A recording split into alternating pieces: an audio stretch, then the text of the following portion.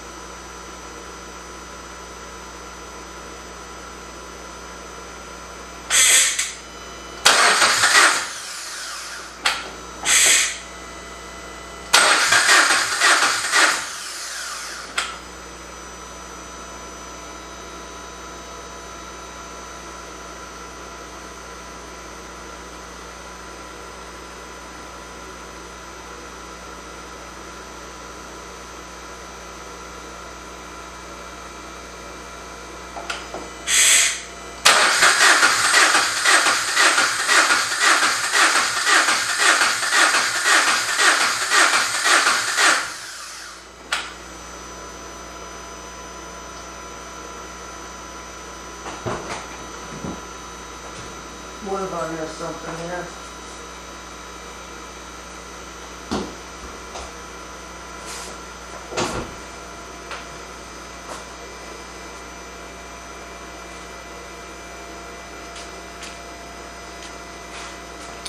I said it was going to be short, but it's not.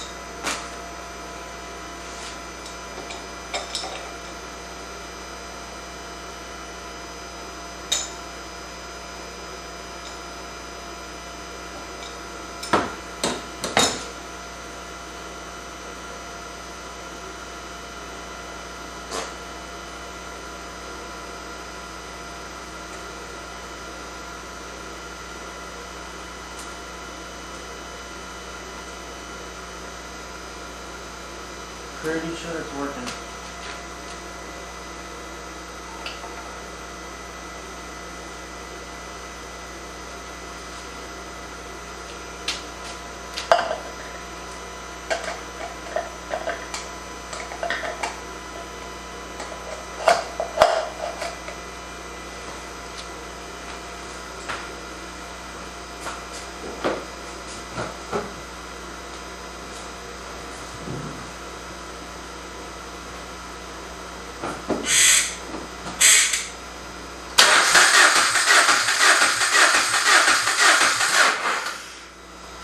Yeah.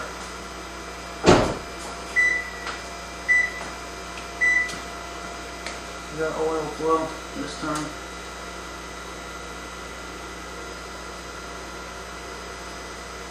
And oil leak. No fucking wonder. I did not tighten that sump.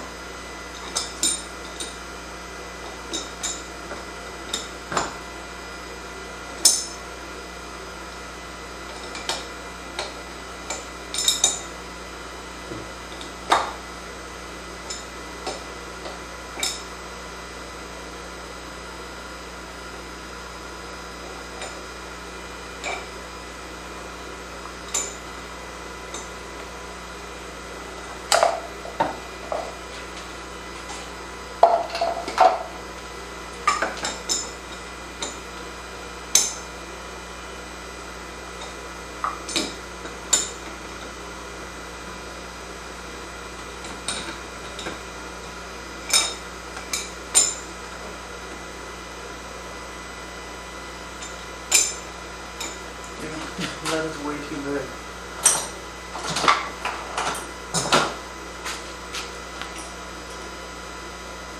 It's hitting everything in between.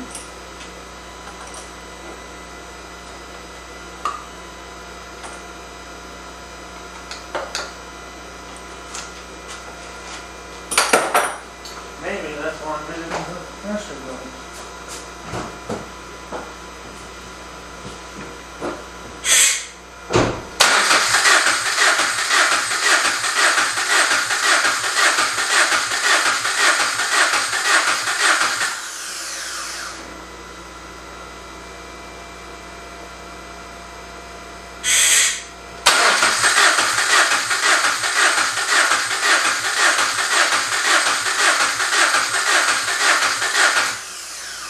Consistency.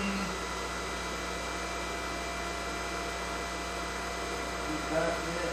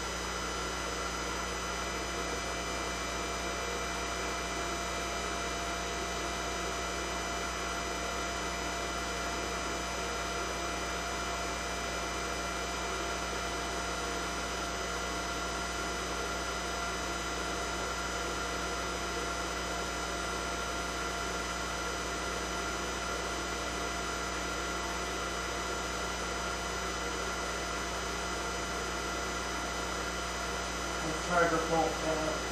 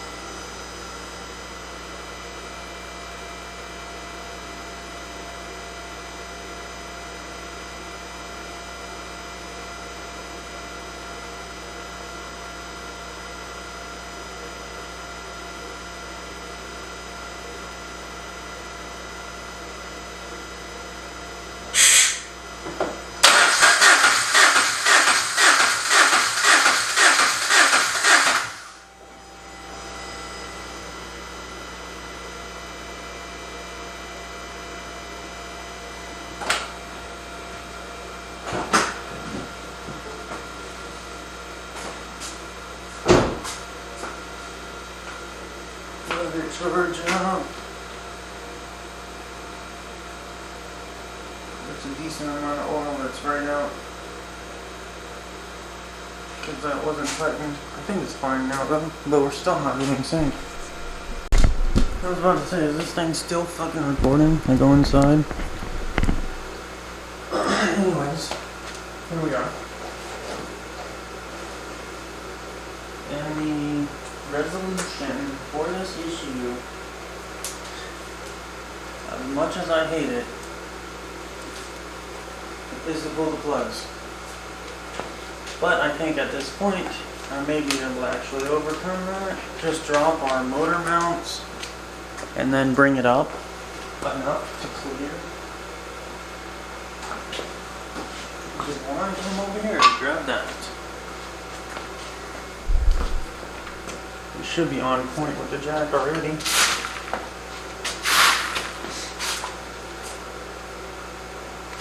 Because the information I'm getting says that you cannot overcome compression and get it to prime. So the prime to pull the plugs so the engine doesn't have all the resistance.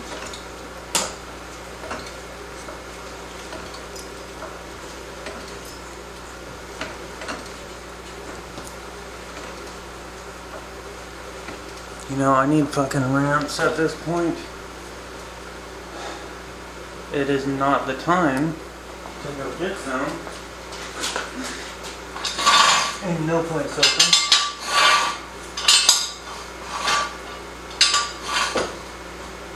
Because I have a tendency to operate at 2 in the fucking morning. So, a lot of places tend to be closed.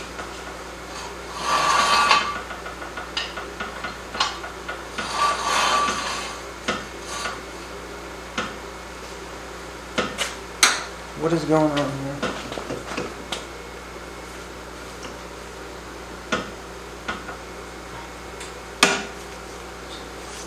I think we're locked in. How do I want to do this? Well, it does not fucking matter. It'll take 10 seconds. The hoist will take longer. An extension,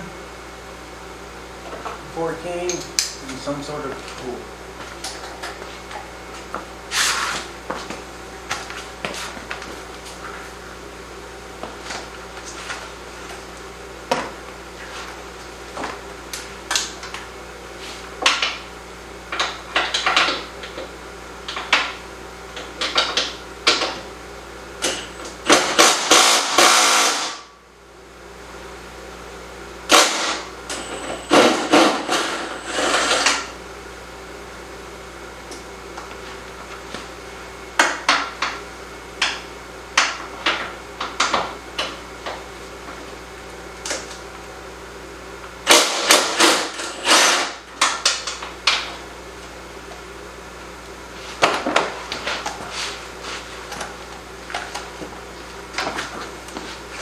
You shouldn't have to drop any bolts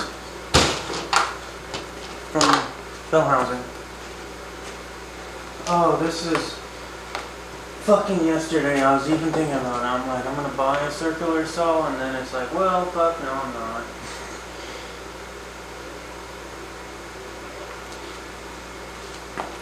This is not something I expected.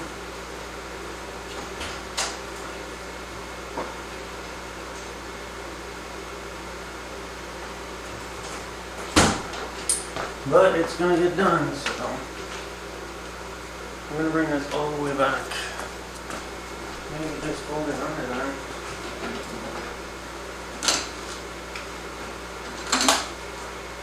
That one tool is the worst fucking tool I've ever experienced. I mean, it's not bad for drywall, I guess. But then you can shove a fucking screwdriver through drywall.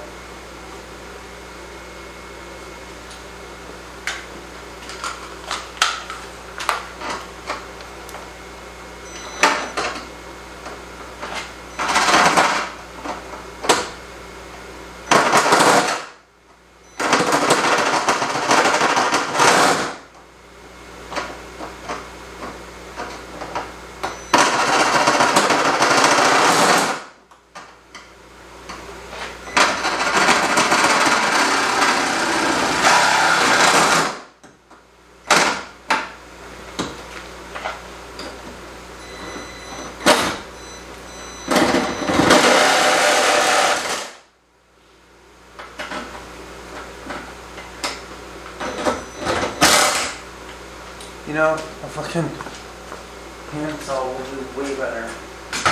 Whether or not I have one now, I do, but then it begs the question on blades, this, that, and the other, which I have no clue about. It appears I have one here.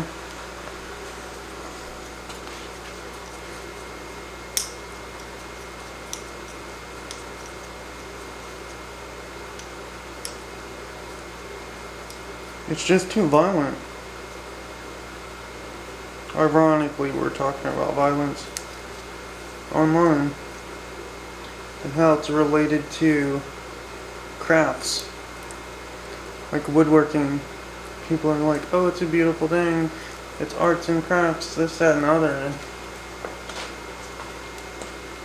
The argument is that all the violence of it is hidden behind a veil or a wall, to where no one actually observes it. And they just see the end product and not all the stuff in between.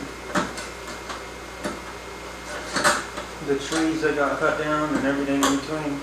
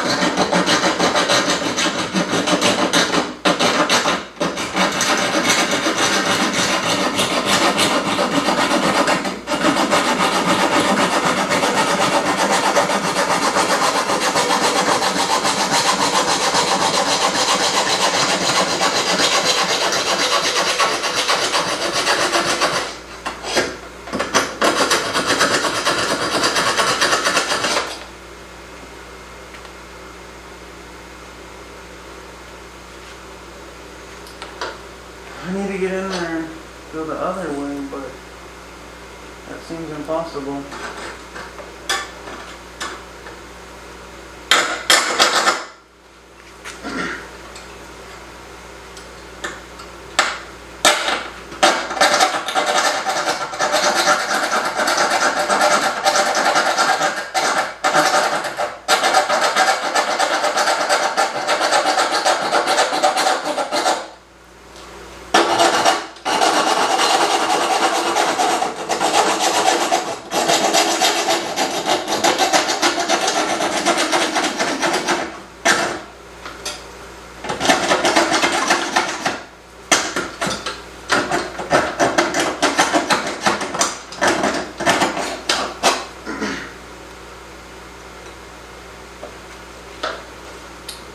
Tab this out. Probably got a better view over here. I can't believe I'm doing this, because my goal is to prime the fucking system, not sit here and rework the metal. But we need to clear this.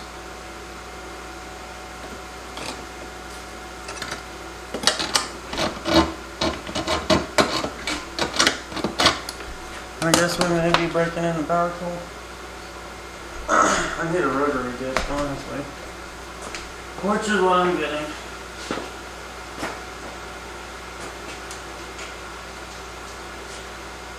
This is a grinder, but whatever, it'll take it off.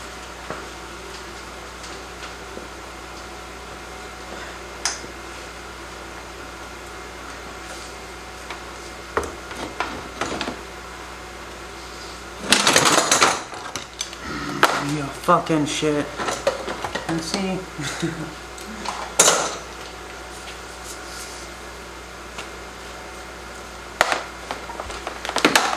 think I can probably just hit it like that.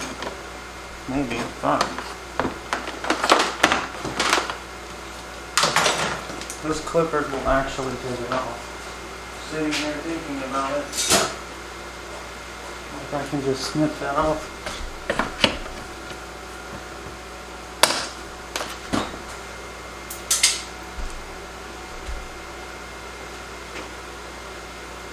That literally landed on the power strip.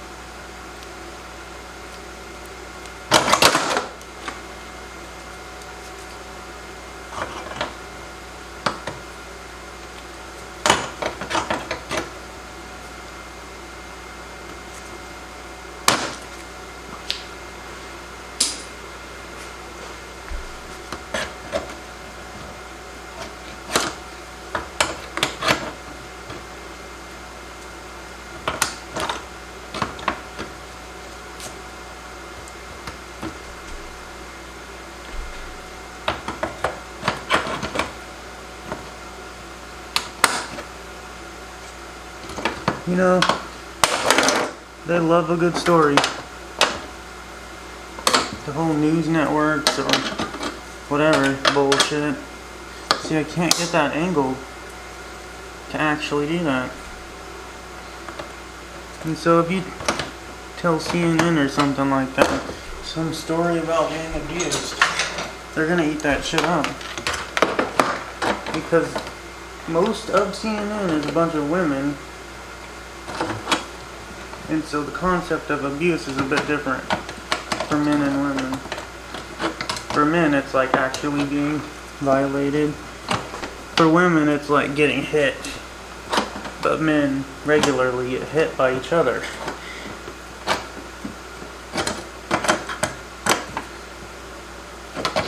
So they were doing this story on this guy, which I'm referring to, about his parents abusing him, and he's like, well, I didn't really think it was abuse.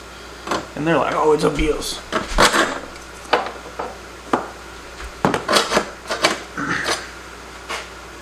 How can I get that one fucking lip off? Where did I fucking put that thing? Oh, all the way over there. It's like 10 miles away. If I just,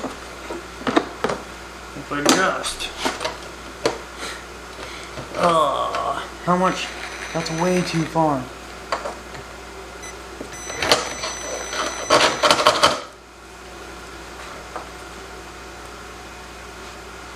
That's a lot more clearance than it was before. See, in the cord I need to do this is what the camera's plugged into. Which, we're just going to turn it off and see how... just imagine 3 or 4 in the morning and the neighbors fucking grinding away with some power tools. See, what I did is I just hit the top and scorched it and made a marking line. I grinded the other side off. But this should come off a lot easier.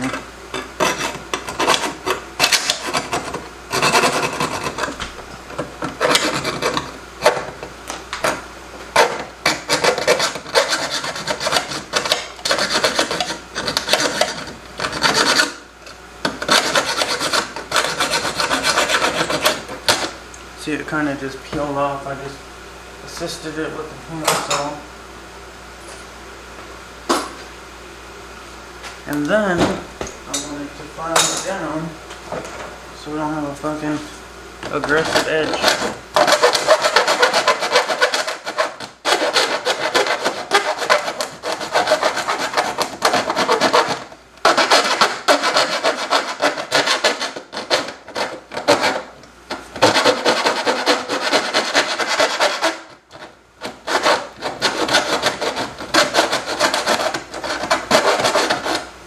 I wish I could say that name.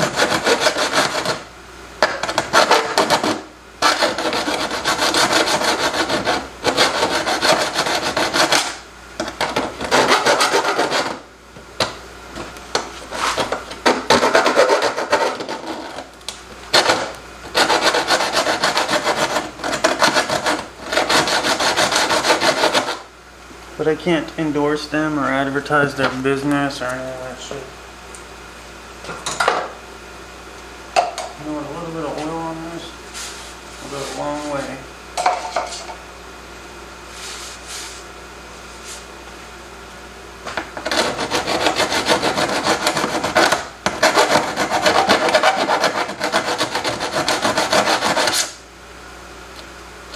Still a bit sharp.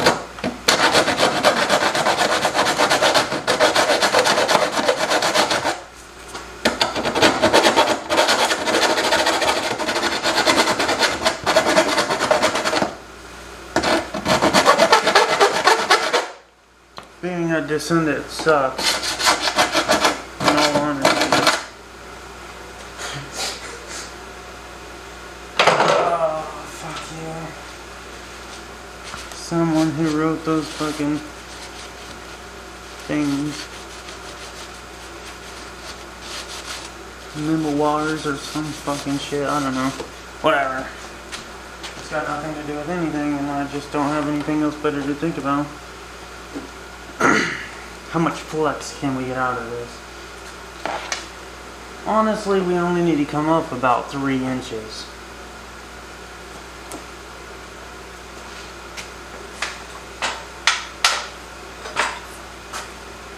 My brand fancy new saw, which is simply just in the way. But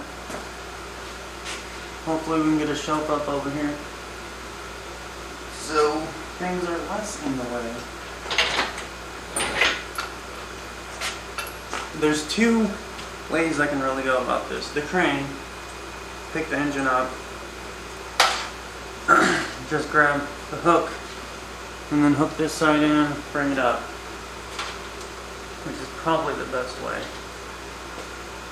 without getting too into it.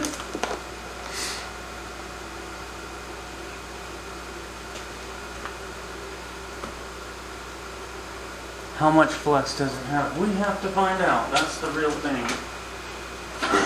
I can sit here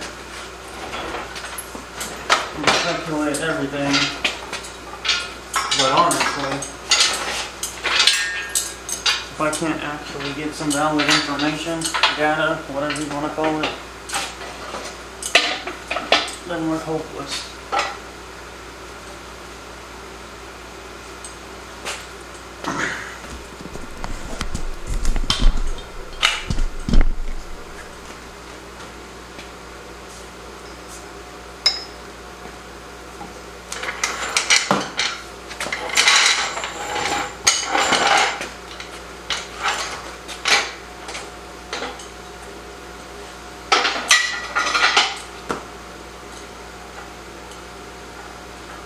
But, see, the real complication with things like abuse and shit like that is,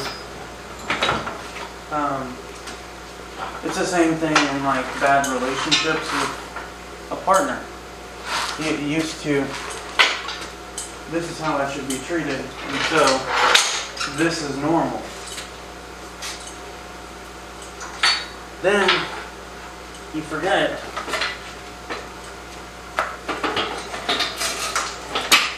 that someone being nice is just, he goes,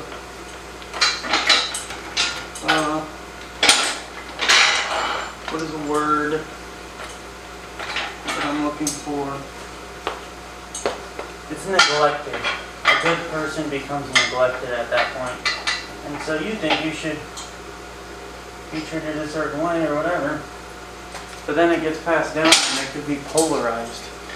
Oh, I fucked up because I didn't treat my kids a bit roughly, and now they're pussies or pansies or whatever you want to call it.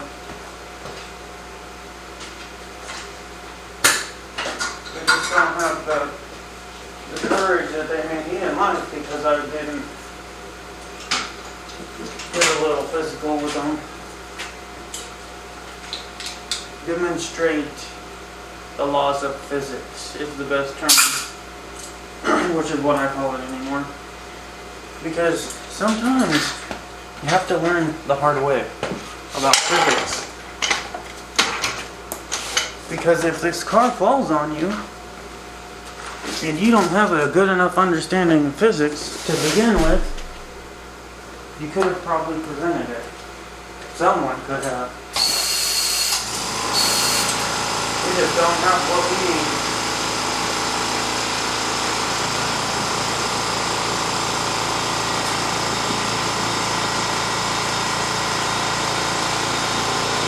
That should do it, right?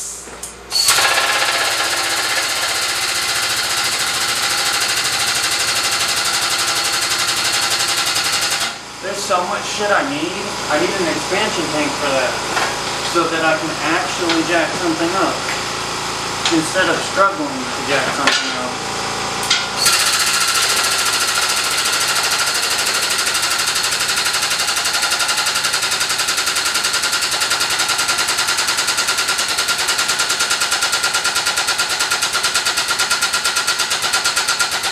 In the meantime, we clear that almost. See, I can run this into the jack and then knock the car off the stand, and all these things that a lot of people wouldn't learn about physics. And these motherfuckers want to argue with my methods. Okay, we're getting stuck on the jack. Well, we're gonna commit.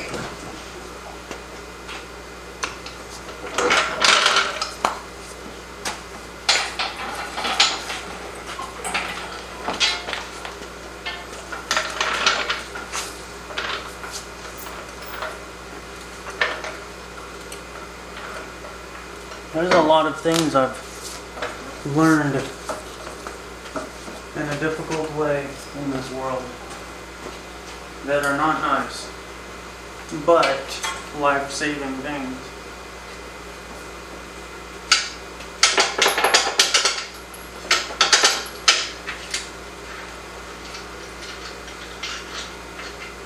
Like someone would have went to get a wrench to do this when I knew I could friction it out. And sitting here thinking about doing this, while I'm doing it, I'm fully aware that if I'm not careful, this will slide forward.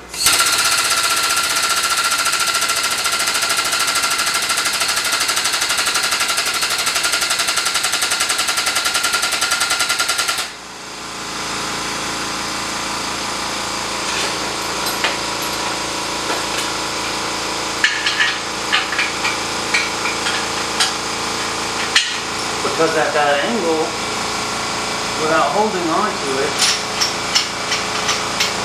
the only thing that's holding it on there is the friction of gravity in this.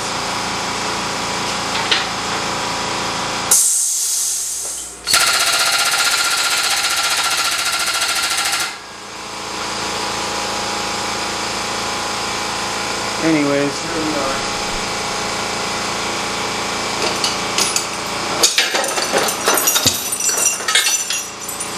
Pulling the engine yet again. Make sure we've got our shit lined up right.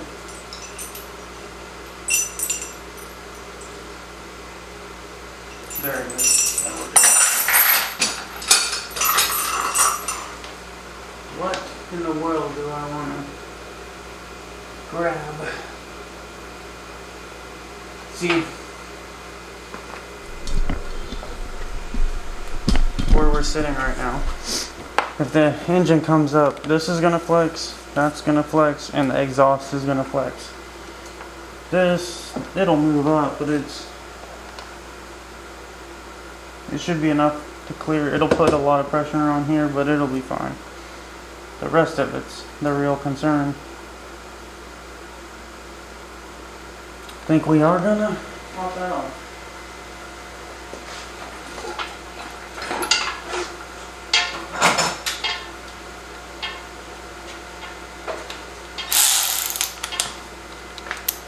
It's not that difficult.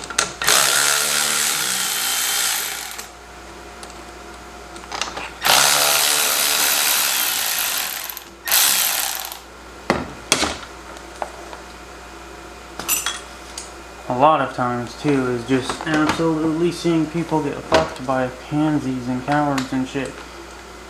Because there's this method that I've started to notice and realize where I'm starting to think that this is not a coincidence and that this is intentional stuff to,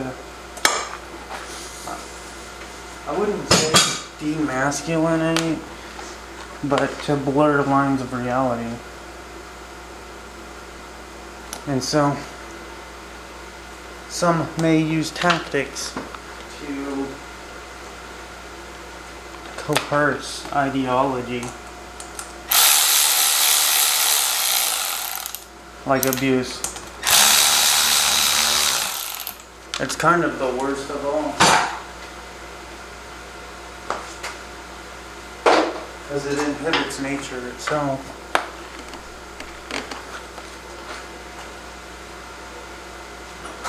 Now that I'm thinking about it at this very moment, it seems like the most realistic case scenario. Because if you want to fuck a population out of its ability to fight, that may be how you want to do it. Conspiracies against concepts. Not to say that men should be doing this or that, but concepts of like physics and gravity and all that shit. Okay, since we cleared that, we can get to that. Oh, fuck. Tell me. Oh, there it is. I was about to say, tell me we lost that.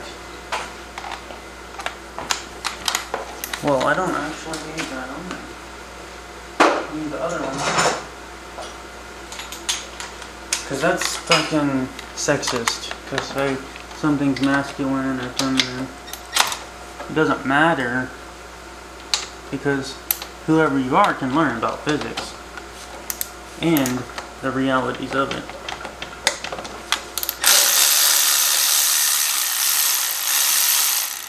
Because when it comes down to delusions,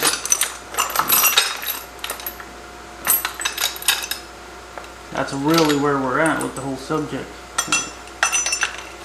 If you want to cause psychotic delusions of reality associated with physics, like a disassociation with pain and such. Which actually, as a matter of fact, happens.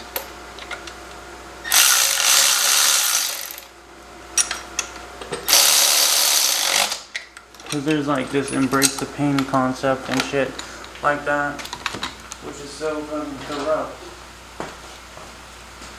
Like, how about learn how to manage your pain? You don't need to fucking embrace pain. What the fuck are you even talking about? Literally crackheads. Going on with some bullshit about stuff they don't know anything about. And the worst part is, you have these actors in roles. Like, oh, I'm a Navy SEAL Special Operations, fucking airborne douchebag. And they don't actually have any validity to anything. They're portrayed as pawns in society, right? Even though it's so fucked up, you would want to consider life like a chessboard game. But to convey concepts, it works.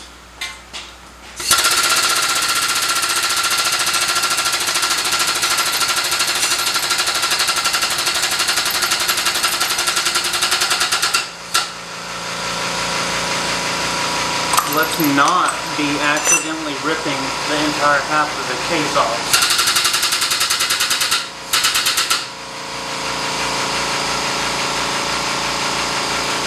So, our problem now is we're flexing over here, and we shouldn't be.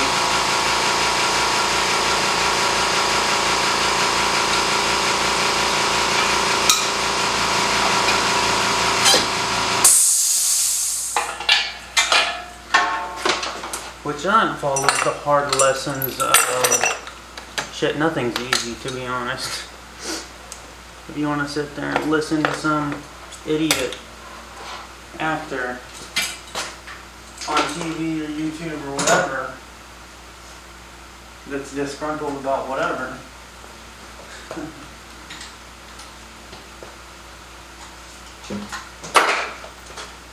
and not be weary about their intentions.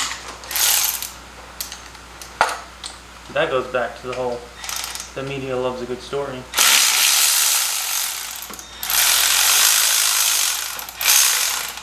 And then, on top of that, you're actually enabling their psychotic bullshit. Which is whose fault? That's definitely a media problem. Because they just want a story.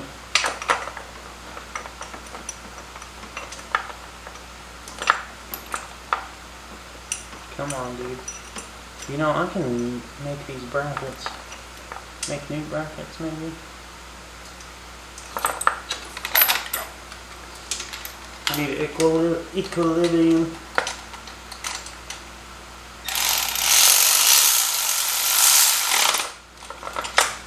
Just snug it down.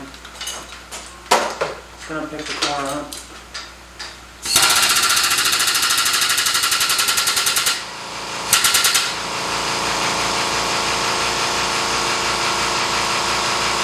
Debating on whether or not I want that happening. So what we're looking at this point, we're actually rubbing, but we should have a bit of flex there. The exhaust is long enough. I mean, I can actually get down in here. We have to go into primer mode to actually crank it.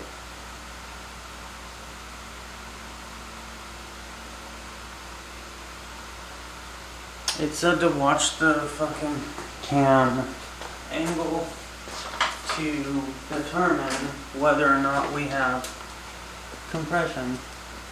See, this side's a lot harder to get to, honestly.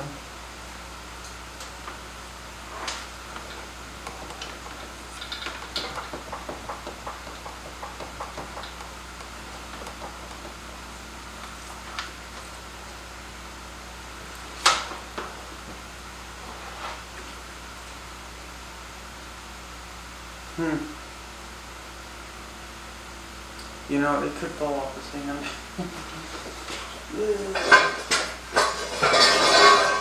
Laughing uncomfortably.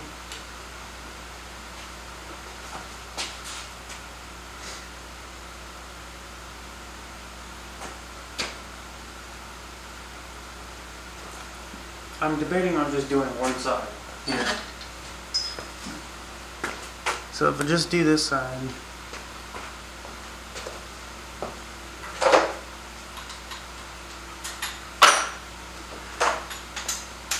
pop these 12s off.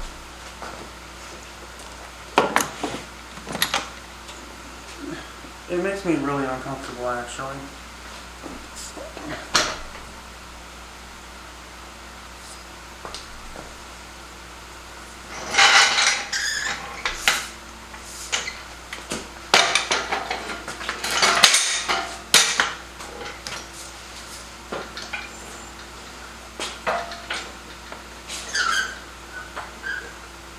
You can just brace this other side.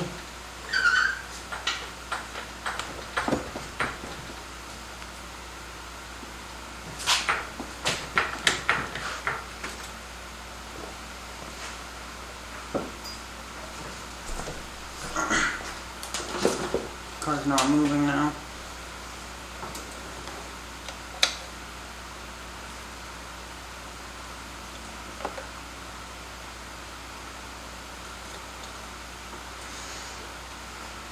That we would Let's do that first.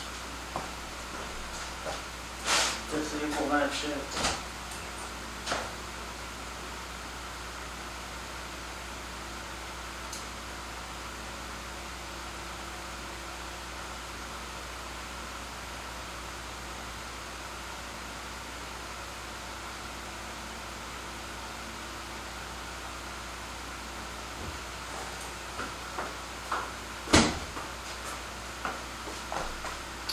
So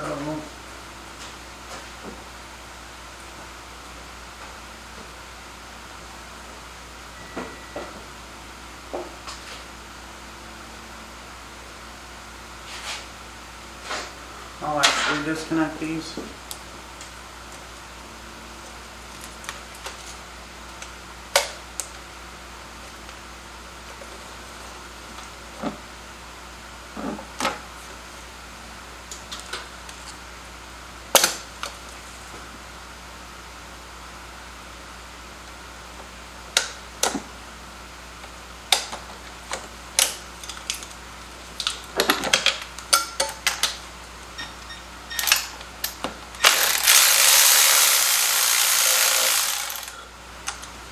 But we don't want them getting signal.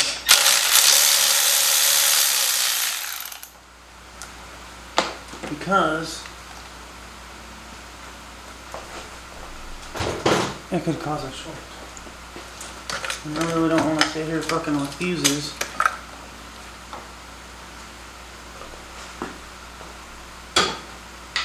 Trying to figure out what the hell blew. That makes it so much more accessible.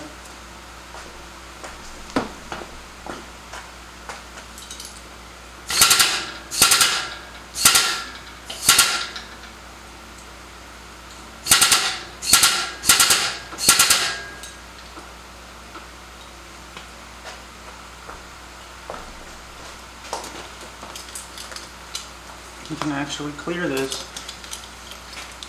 Here, we're gonna go ahead and unplug. Wait, no, do not unplug the pipes. So we can catch the car on fire again.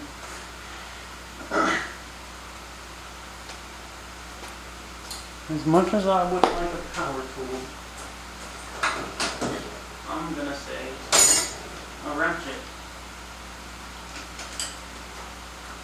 We have clearance, right?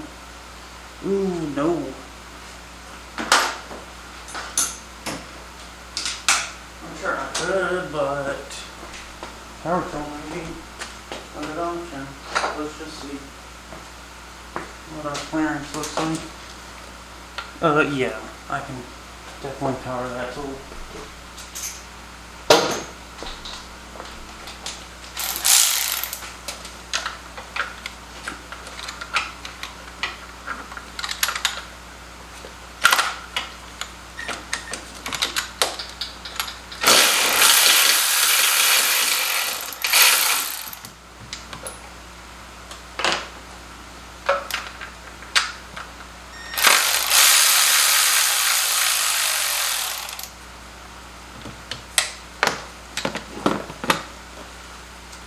Have a magnet.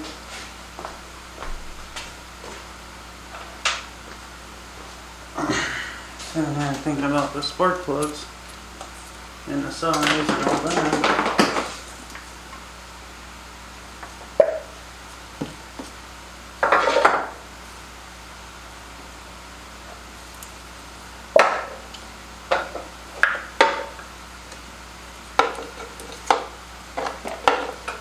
Keep it out of the way. What is it? It's like a fucking 14, I think? I have some laying around, so I can check quick one and I do want to say 14.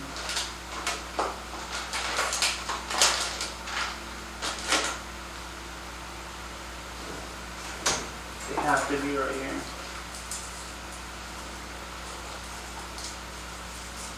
Everything else is right here. My box is fascinating.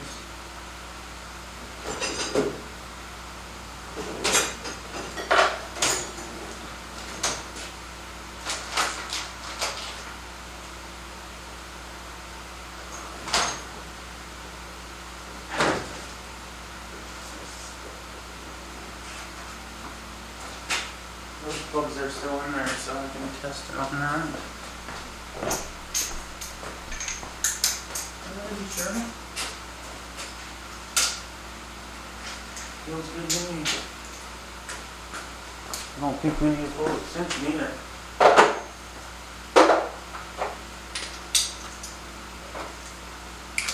Partial on swivel. This one. What is it? 2-inch?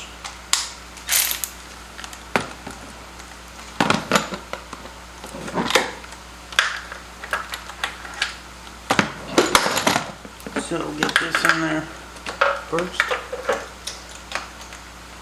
Oh, right.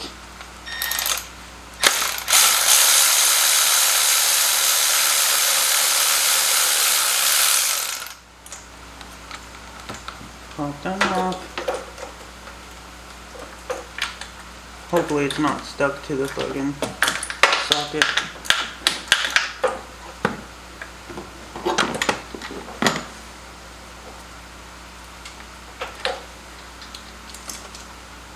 And always break it down.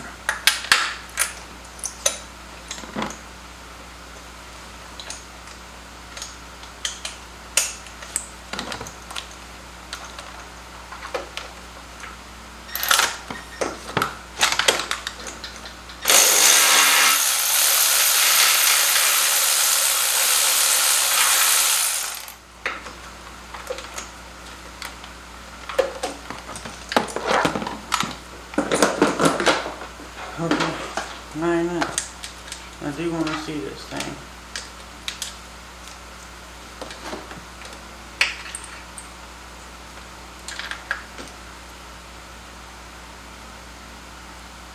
That is fuckery.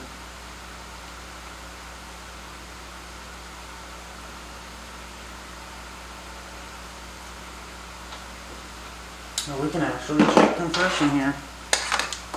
Come to think of it,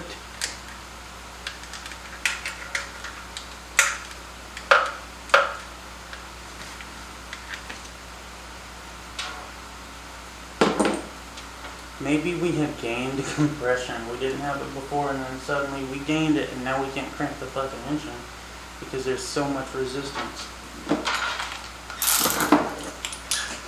Anyways, let's see if we can pop the other side off.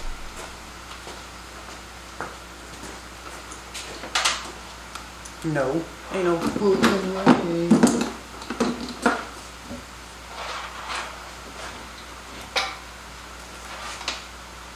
I would need to be on the other side, as we're about to knock the jack off on the stand.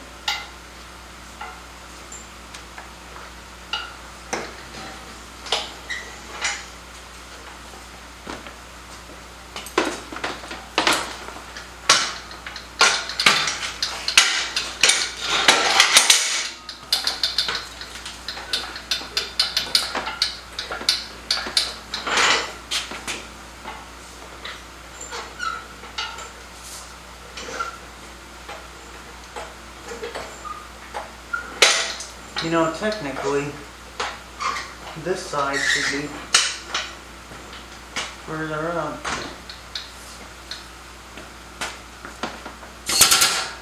But this is why. We've got resistance over here.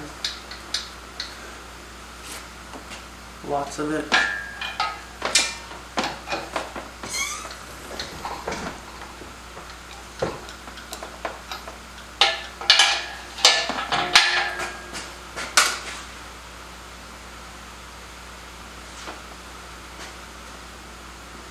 This will have to come off.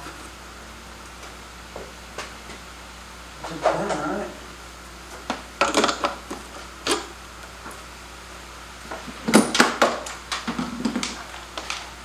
We're 100% going to check the compression at this point.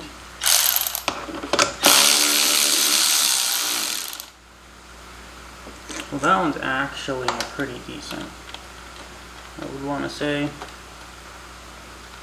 Why is the camera flashing? Is it overheating?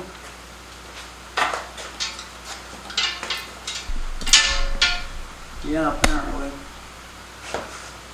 Because it's only like 60, 70 degrees in here.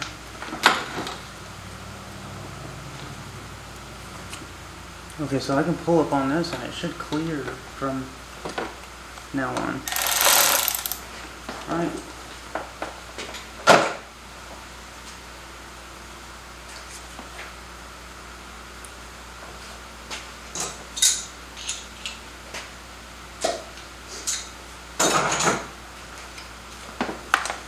Did I need to do that? Yes. Absolutely. It's a nice screwdriver holder there.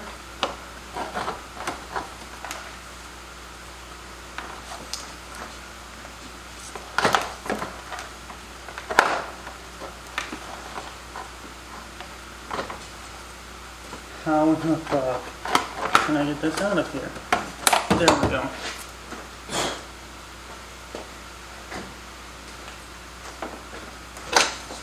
I don't really need.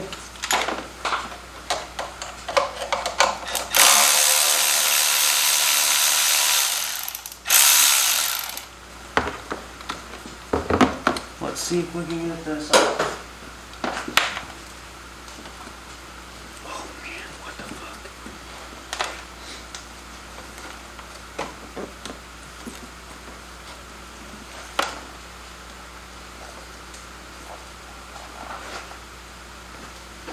Let's tighten this other one back.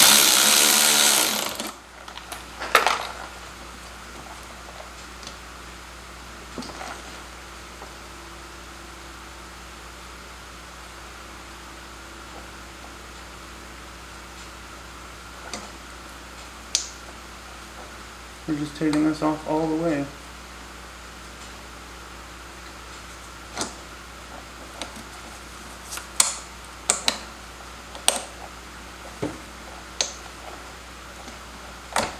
What the fuck? I just ripped that off. It's like the end clamp. Pressure fitting thingy.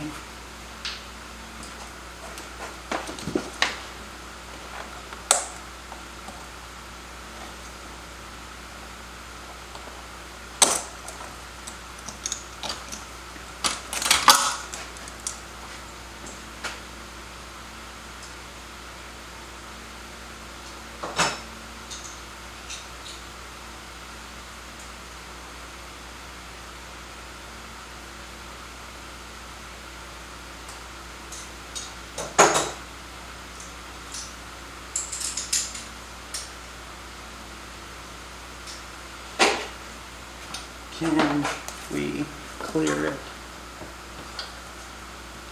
Ugh, no fucking way.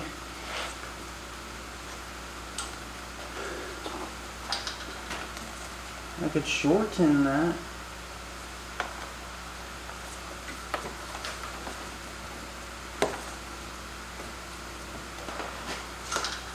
Can I get some leverage under this? The radiator. Rubber leverage.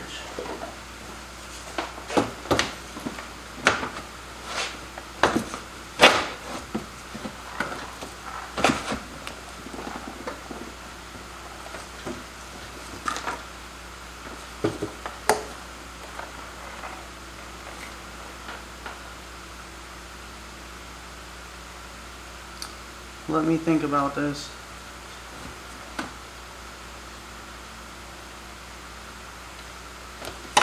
I'm technically off, but can I get it back on?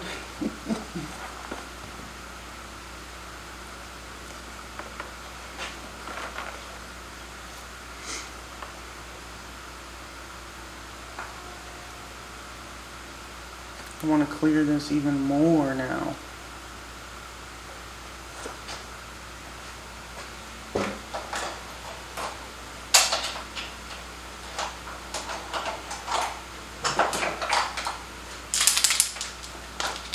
I just don't want to sit here and have to fuck with it for eternity.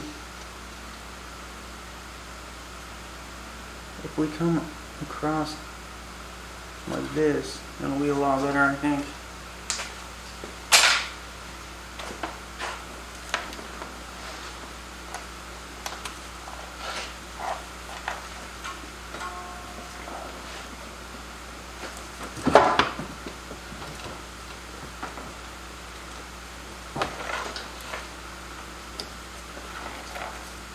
I really do not want to drop that fucking exhaust.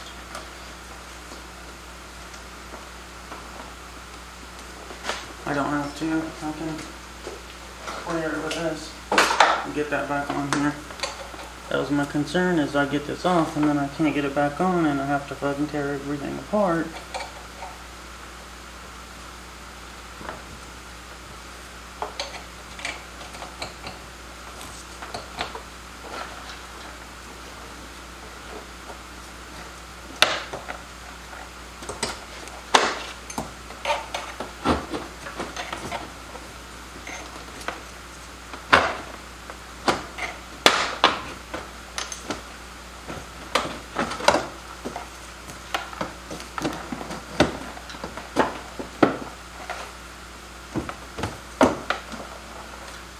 Well, that's not fucking coming off.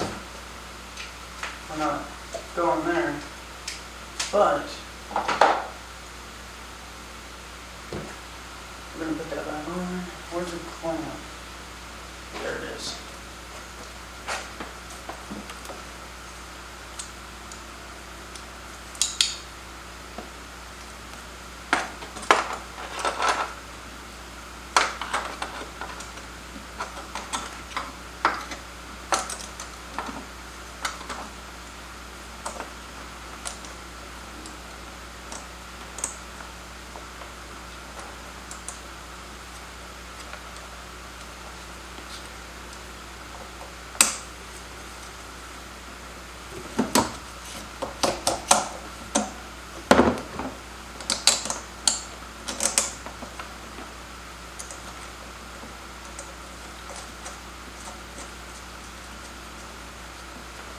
It's freely moving there. Maybe not bad. But I have to remember to tighten it. We're gonna bring that back as the camera's approaching its depth. Well, that's fine because we need the outlet to actually do this.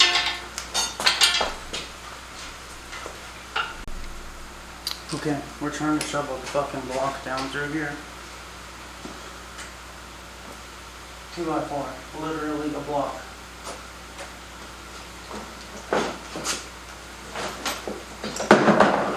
To space what we need. I can't do that. This 2x4. Trying to get it between the chassis.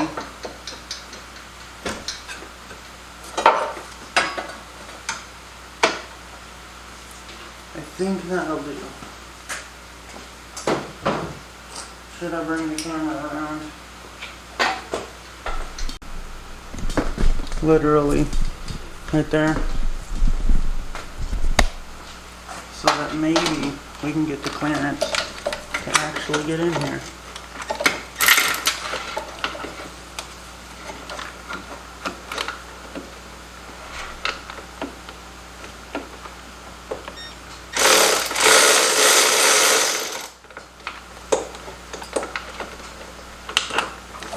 I mean, it's right there.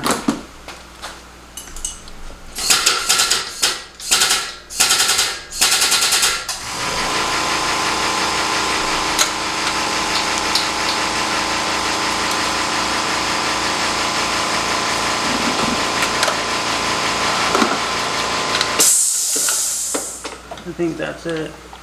The only thing in the way at this point are these cables.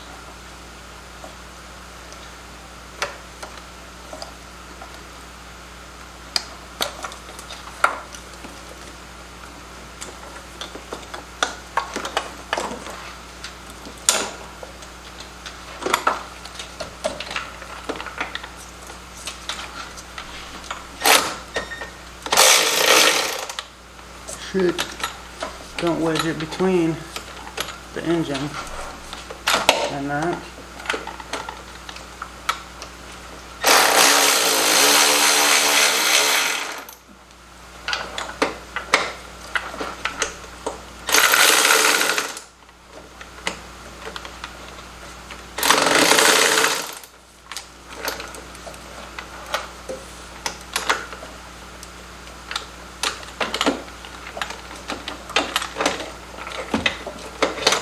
fucking move the injector.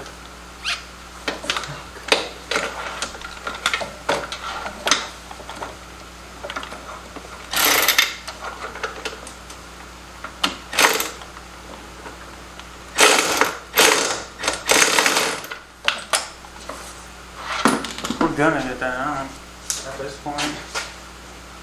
That's not a question. What is the question? There is no question.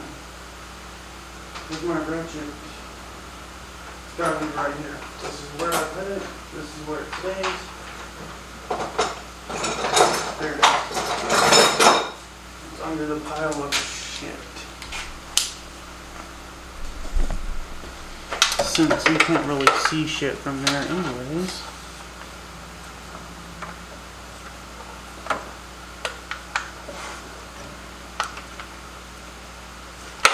That is tightening it.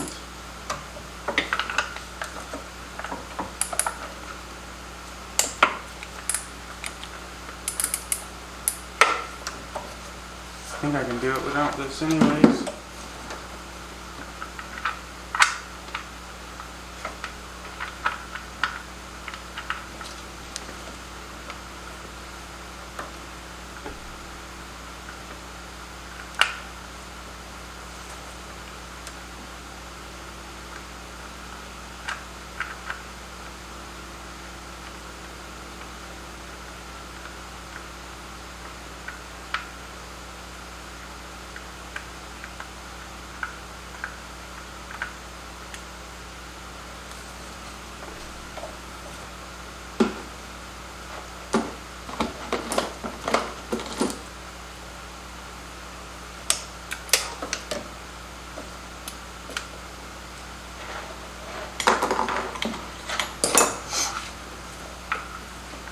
Taking these out should clear up some room.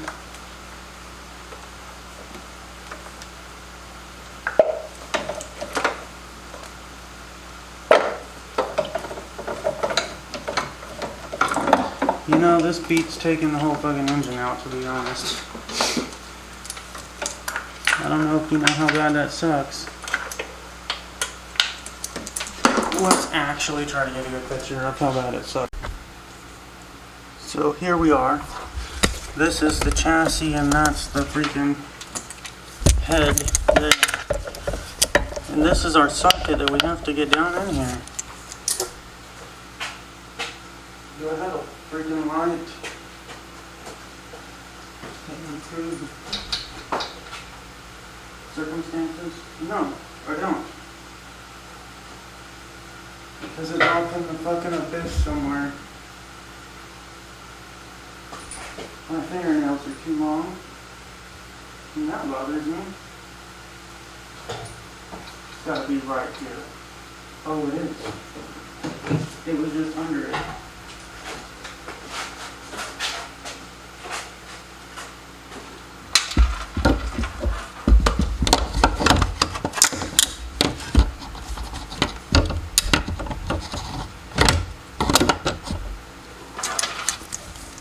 And so, that's the wall, that's the socket, and only because I brought it up, there's the piece of wood that's spacing it out, so I can actually get clearance, but that's it. Like, any higher, I can't angle that any higher.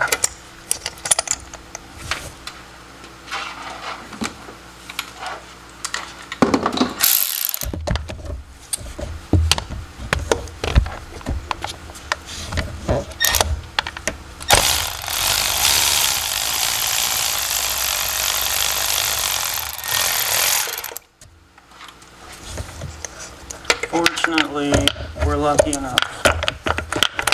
I don't know if this is gonna clear.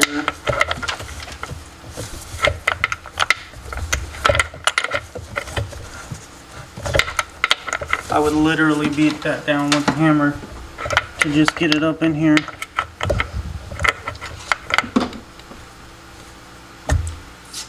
And if I push on it, that's too tight. One at a time, I guess.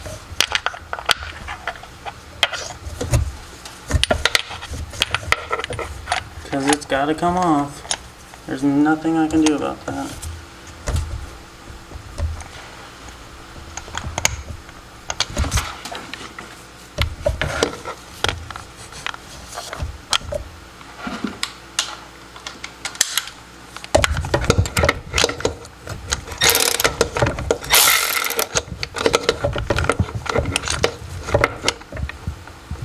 I don't think we're going to get the power tool in there.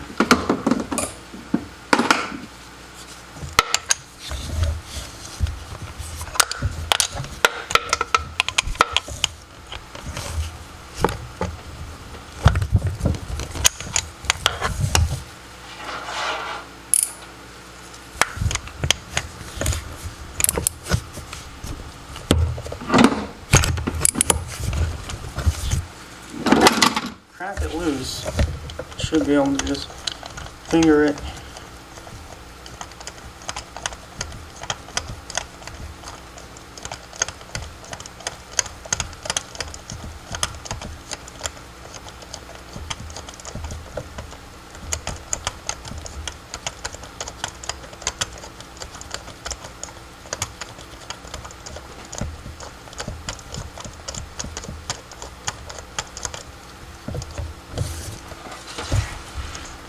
It's still got threads in there.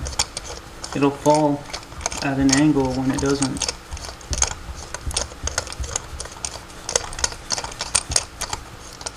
I think that's it.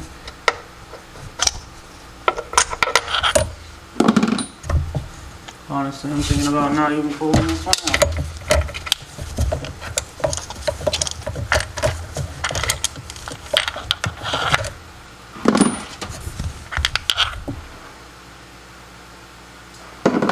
Rusty.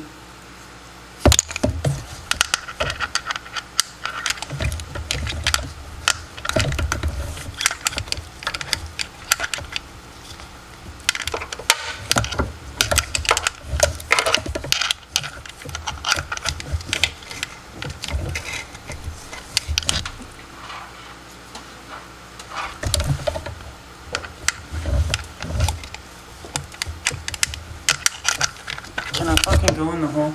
I can't even see it.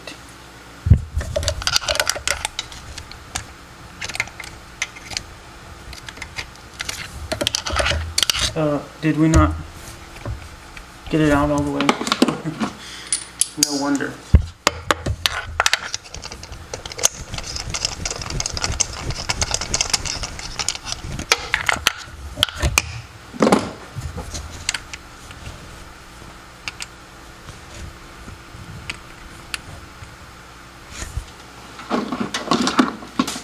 It's almost probable.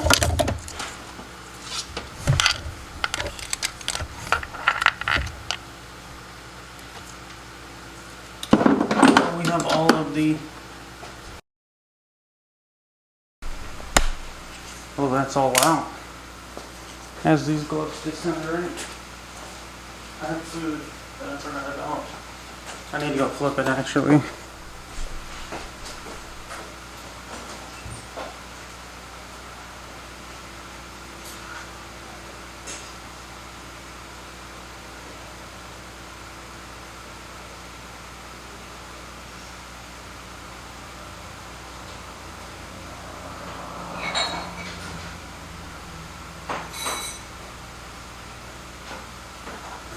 Oh, we left the camera on. It didn't take long enough.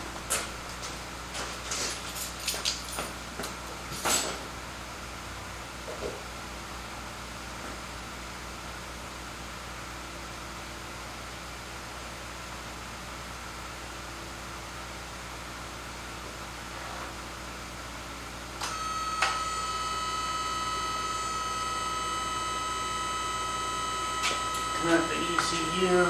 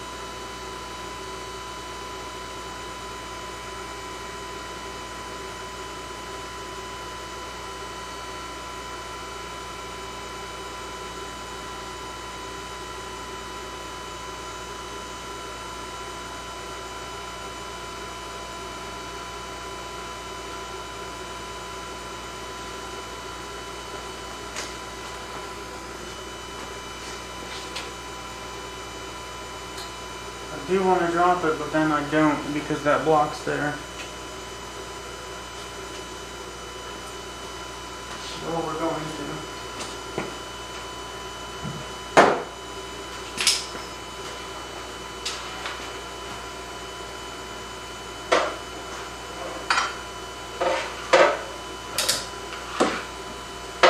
Can we look?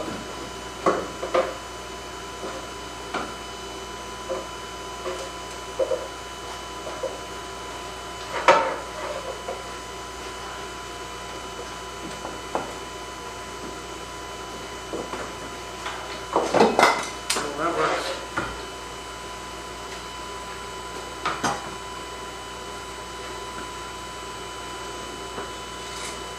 Now we can lower the engine. I just don't want any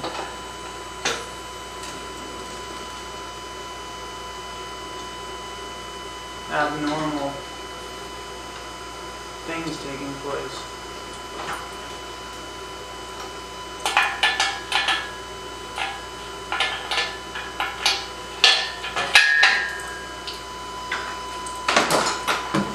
Then also have to check the ignition, make sure it's disabled.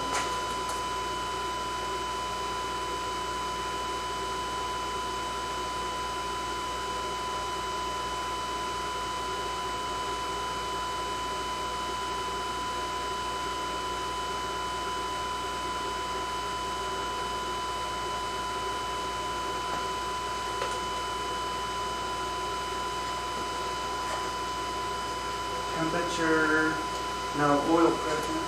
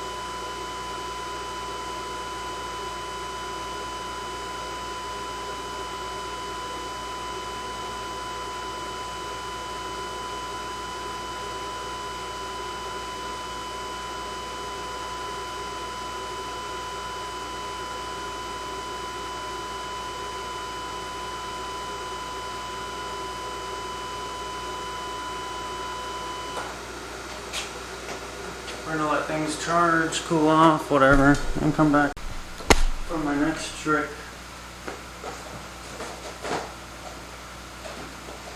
We're gonna wear one glove.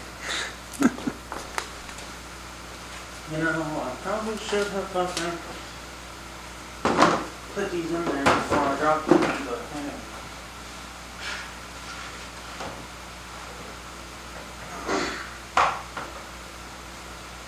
I don't think it's that big of a deal.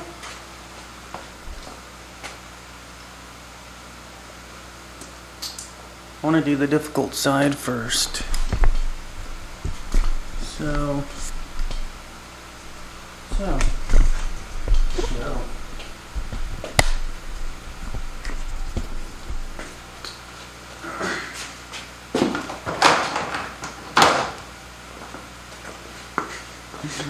The two people that watch this, and one of them, I'm certain who it is. The other one that hates, has a passionate hater, is what it is. No matter what I do, I wouldn't be able to make that person happy, so it doesn't matter.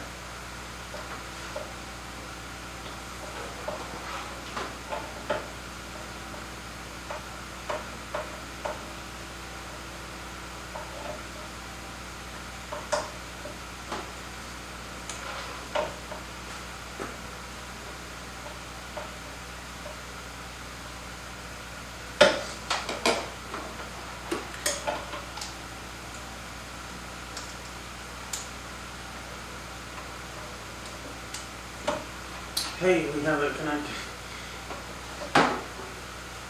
We can actually put it up on the window so I can actually see what it's doing while I do this.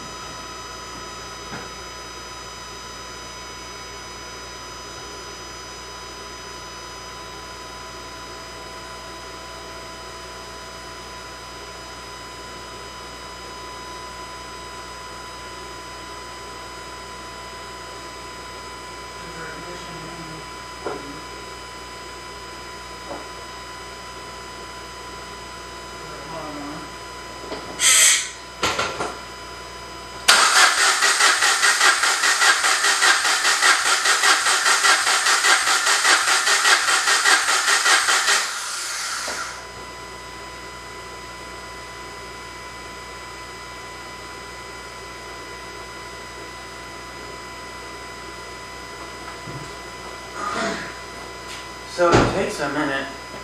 I didn't know this. We're at 150. On the driver's side rear, just to denote that, for the documentation, which is solid. Which means I don't have to pull the fucking head gasket. It's turning over so much easier. It's ridiculous.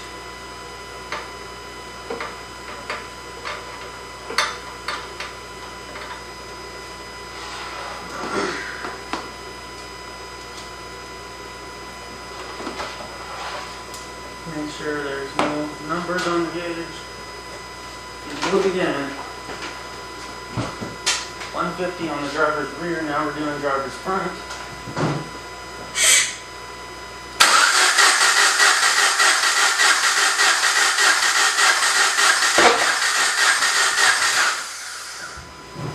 What the fuck was that?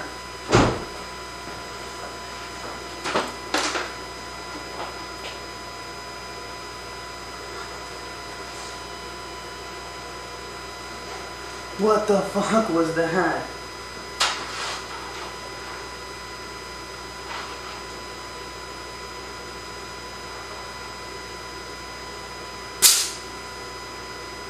We're at 150 on the driver's side, both front and rear.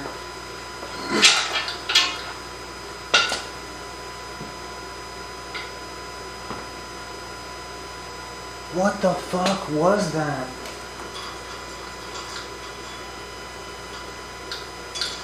I think it may have just jumped out of the freaking motor mounts.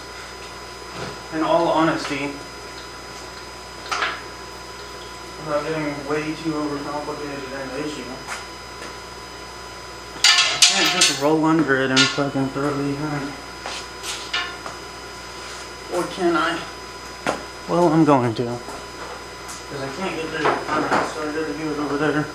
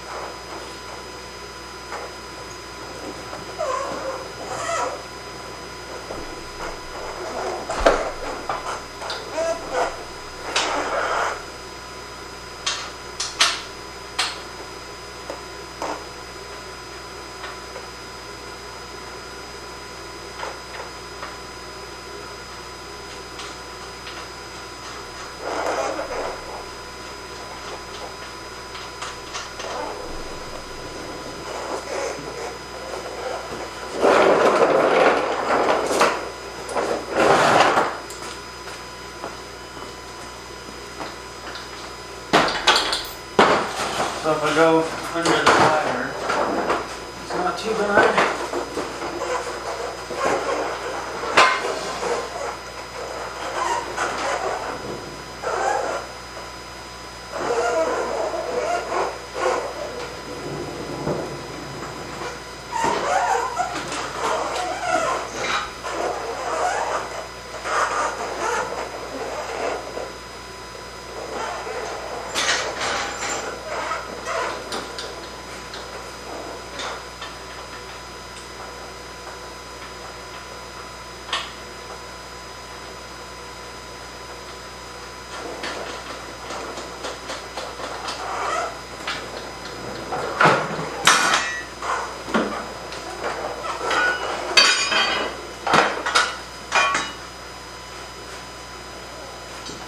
Okay, they're snugged on there.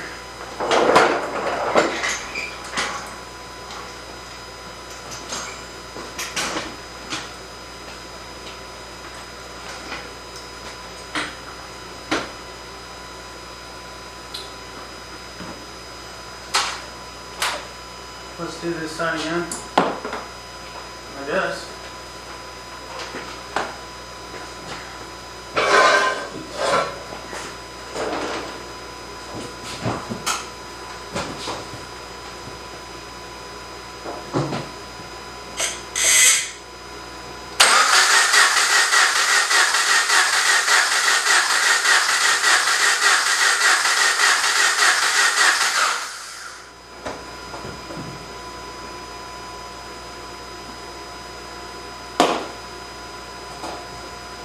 That's 150.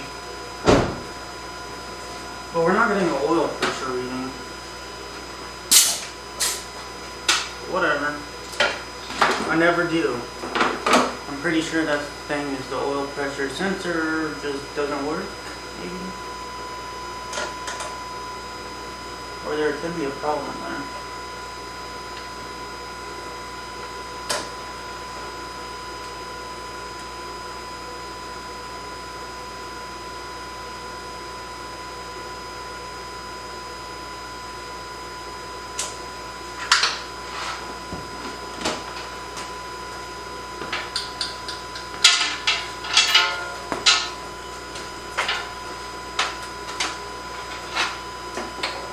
Over here we can do it for the camera, as they say.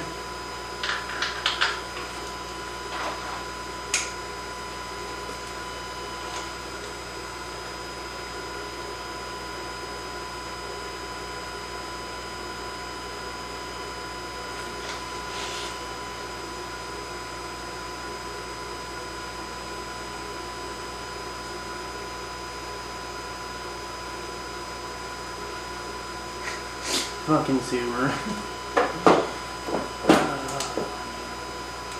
So this is how you would actually do a compression test. This is the only fucking way without pulling the engine. That's why I'm like, haha, fucking Subaru, because it sucks. It's absolutely terrible. This is the worst thing about them.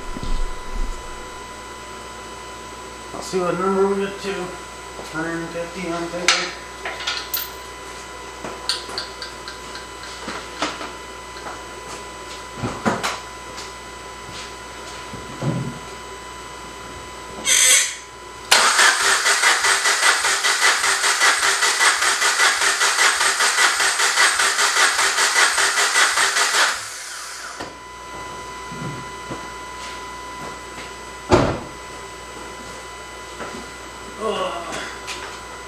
Actually leave that there.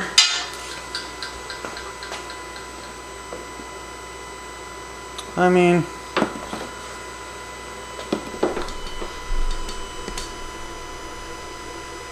it's a bit less than the others, but it's there.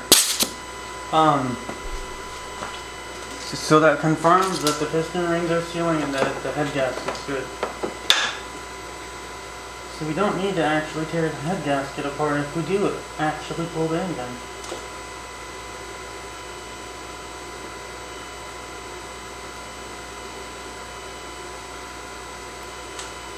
The only way that would happen is if we're doing valve work, maybe. But at this point, the engine's cranking fine. There's no resistance. We're gonna go review the data after this one.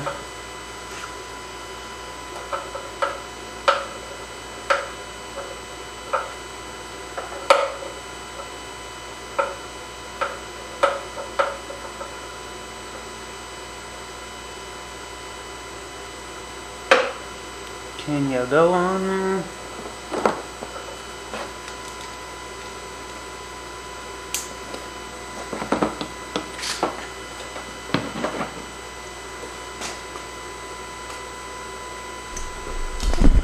Oh man, knock this shit over.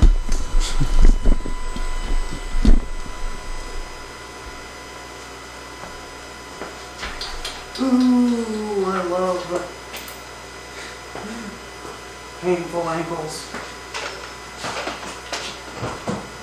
Last one?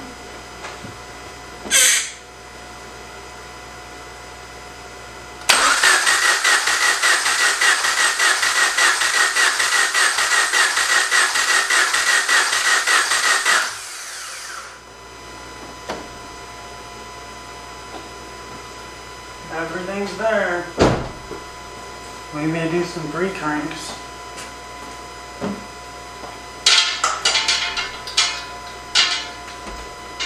$120, it's 125, 130. I'll say 130. The other side's higher for sure. It's on the 150 side. So give it another 10 or 15 degrees on there. Because I wouldn't say it's at 150. I would say that it's slightly under, but still. For what we got going on here, I think it would increase if we get other factors dealt with. If we actually get it running and were to compression test it, it would go up because the engine hasn't really ran much. So everything would seal up, everything would pressurize.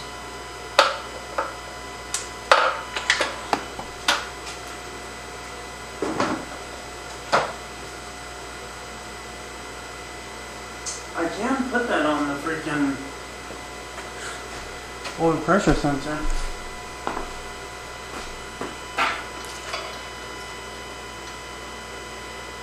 But then I have to fucking clean it and put it back on, this, that, and the other. So, no, I'm not gonna do that. I don't want to have to reseal another whatever.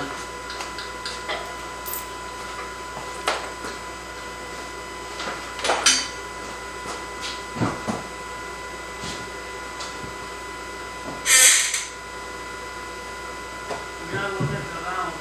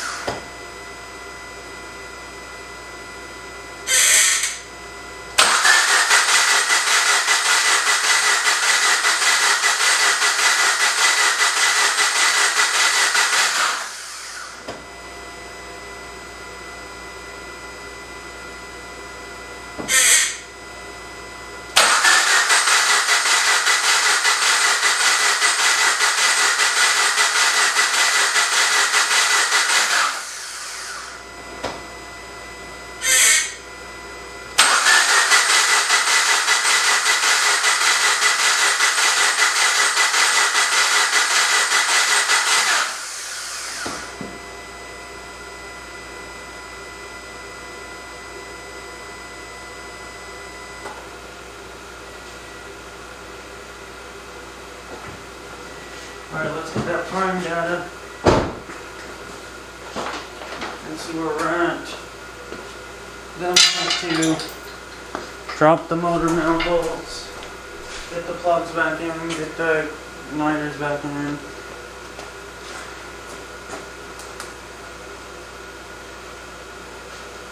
It looks like the valve data is good, but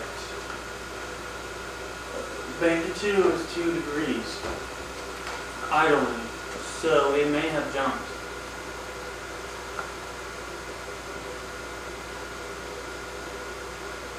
It probably jumped. That's the most likely case, and I do not like that. Stop recording, logging, save file as prime.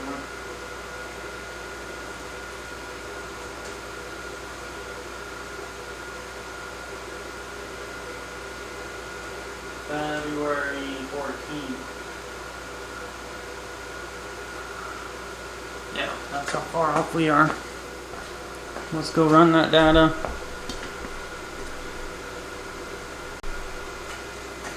Okay, it says we have oil pressure. Apparently, the general purpose analog 1 is for that.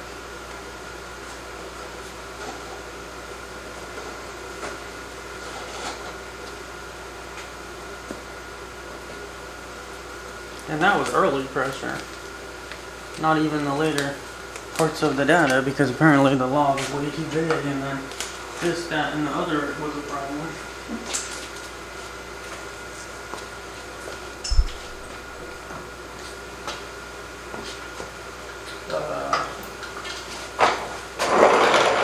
As much as I want to do that, I'm not gonna.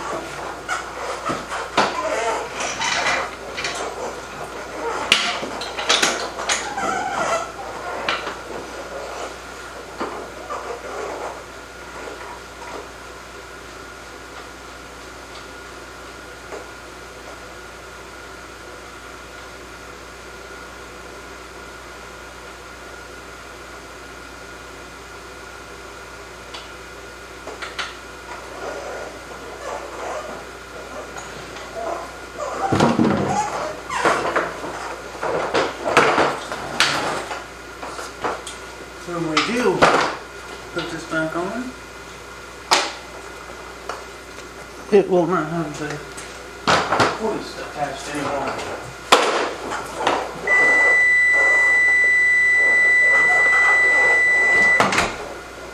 I don't fucking know. Whatever, dude.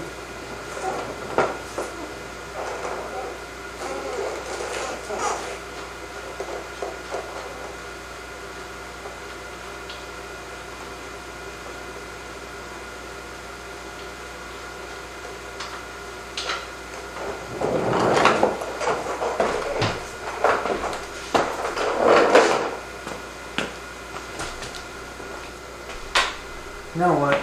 Put the shit back in. We want to do the difficult side first because it's always nice to take things easy in the final stretch.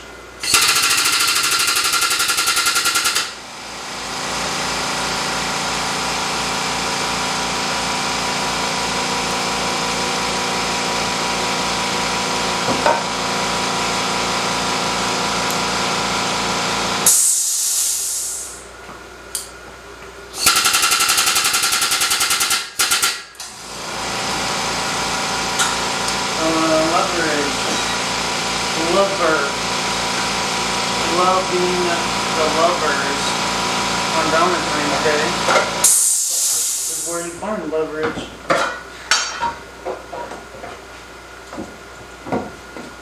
Well, I guess we're doing this like that for now. Just to get in here. But to not break some shit off.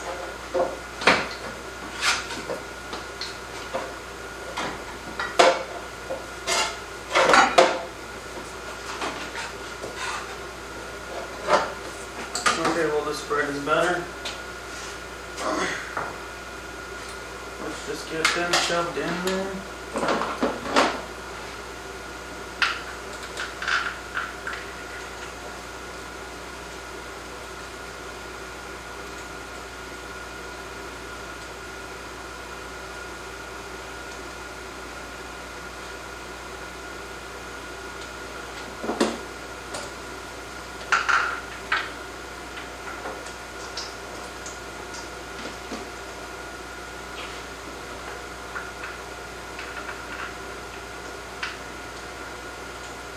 The question is whether or not the oil pressure maintains. I don't think it does. But buildup should be easier and it should be primed at this point. So, yeah, a lot of problems may have just gone away.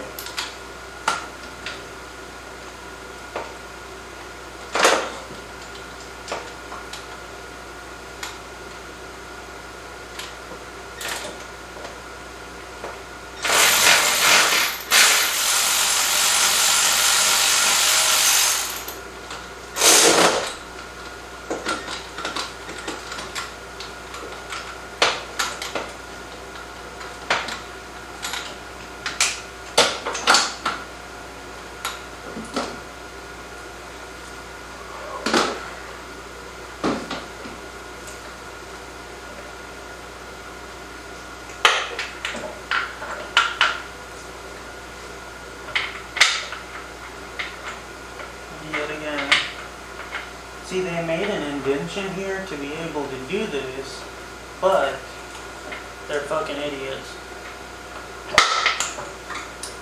I mean, half of this is safety regulation bullshit, so.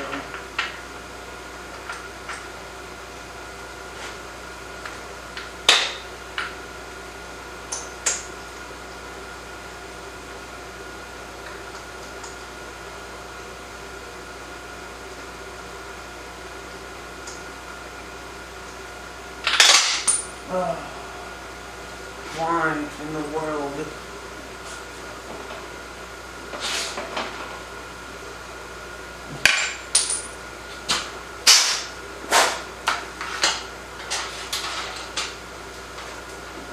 is not what anyone would want.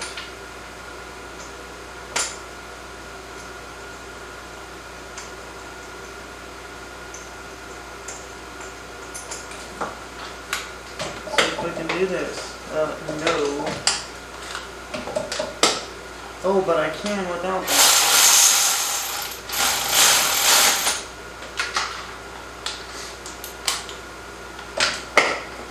What a fucking delight.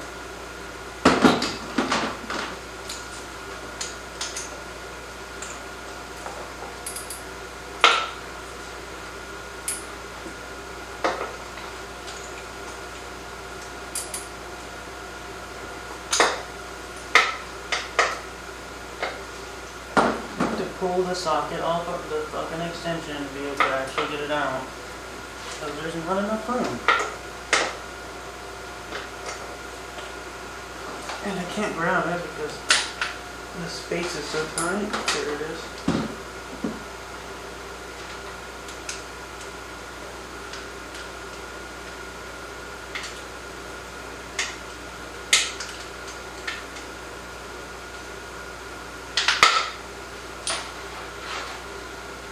Okay, I was gonna say on to the other side, but no. Not at all. We're not ready for that. These go to what?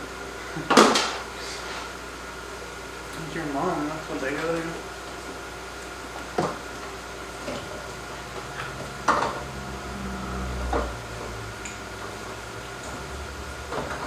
Still the weekend.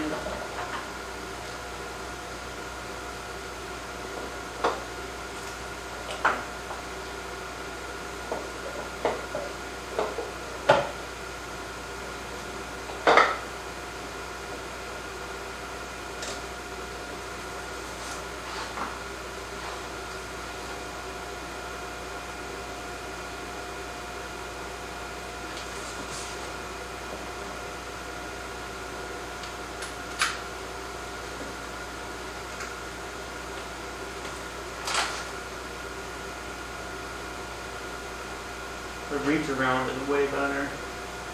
That way you can lay your hand flat on the head. And you're not trying to grab the screw at a crazy angle. Just get it started.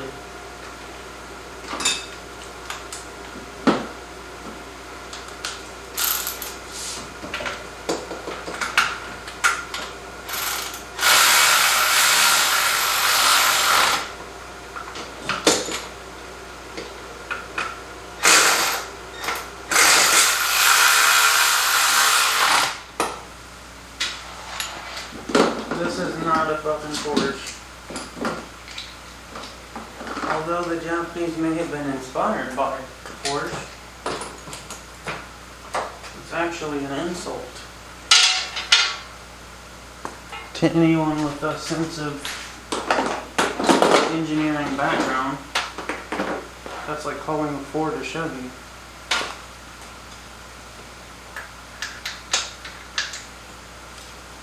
But honestly, people want to insult each other. And so, that's how things go. They'll say things intentionally to insult each other. That's the world we live in.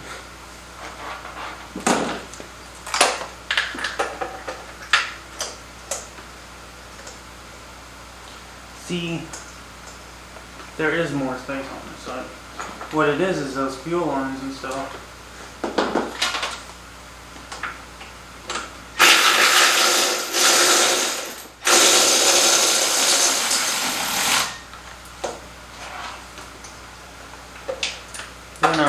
check that. I'm pretty confident that we're getting what we need out of it. And so one tightens is good, right?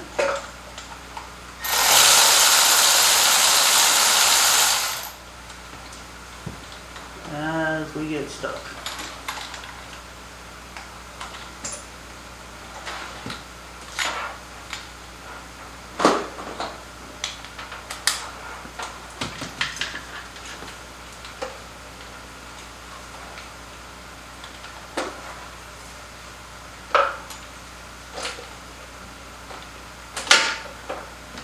You know what's crazy?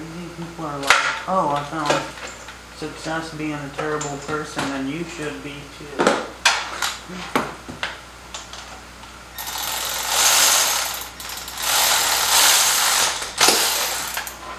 Politics of certain situations. Don't need to put that up, but I do need to confirm tightness.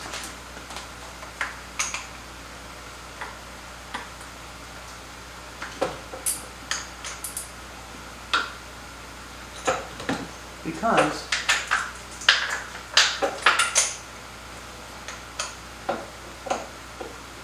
the last thing I need is to deal with these not having been tightened enough or whatever. Okay, so that's that, right? No, we have to put the ignitions on. That would have sucked. Drop the engine, put everything together and be like, oh, I didn't put these on. Which I could probably get it back on without all that. Because I've done it before on this side.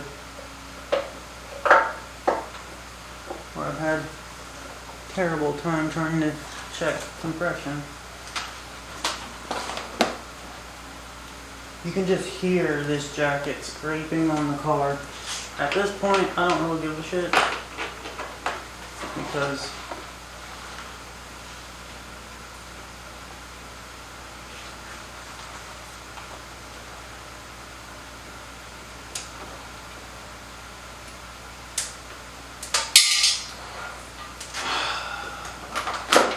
it felt on the leg, it sounded like. If it's sitting there, it's not.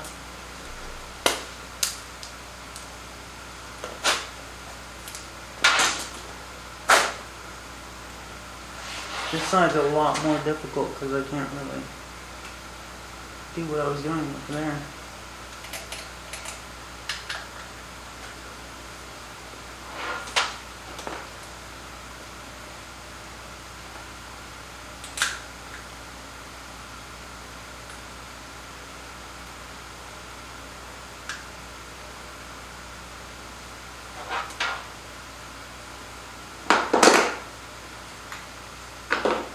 This is where this comes in handy.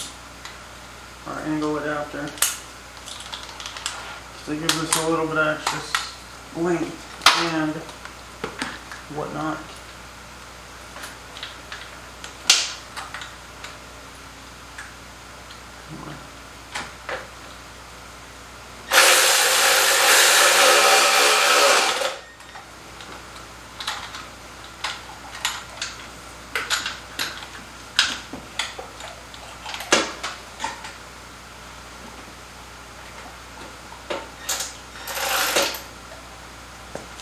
Okay.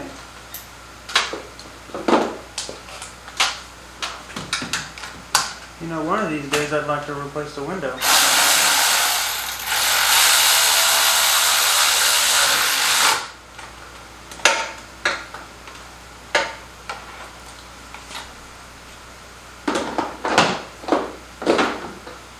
And then on top of that, one of these days I'm gonna actually fucking break the rest of it. From putting a tool up there and hitting it like I just did.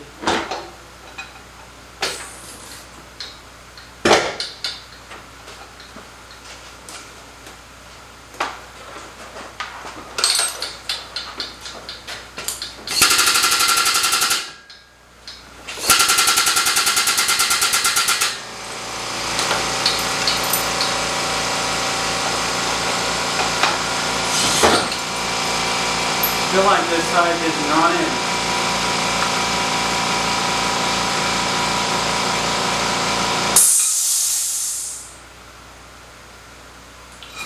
I can actually look and see.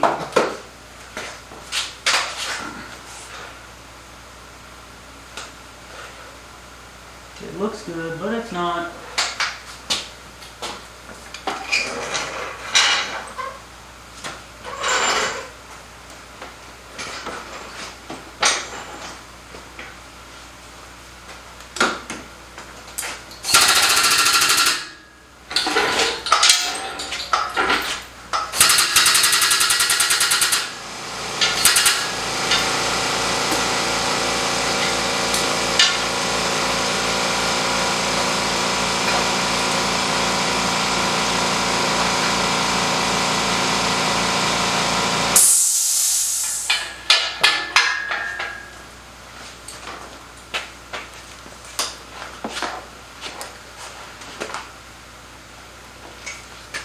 One little up. Well, I think that's not helping anything.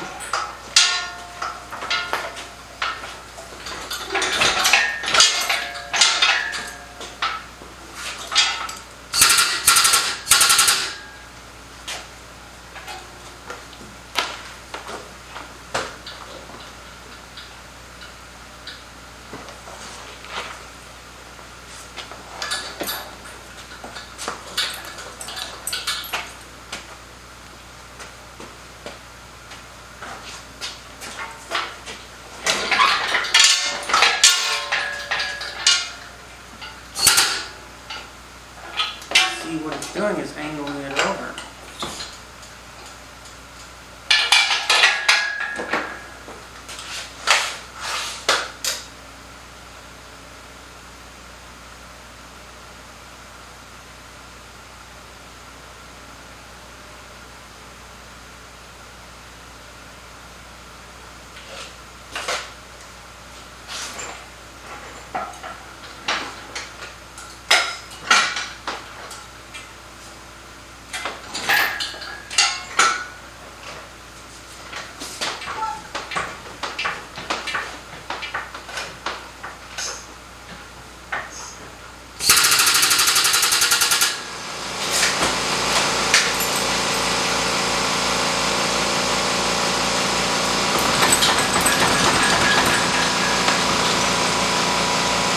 Oh my god, I am a fucking idiot.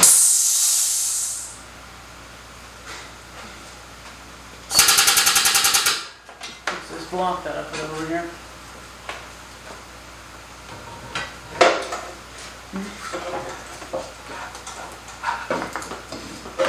That will cause a motor mount not to go in.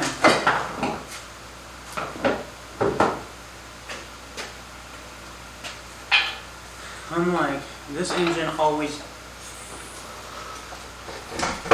so easy to put in. Like, it always slides in, there's never any issues.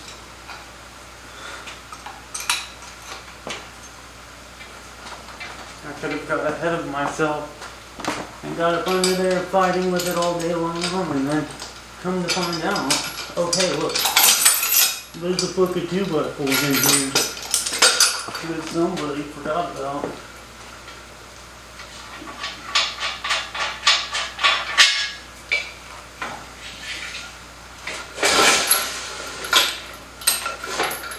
You know what says where it goes?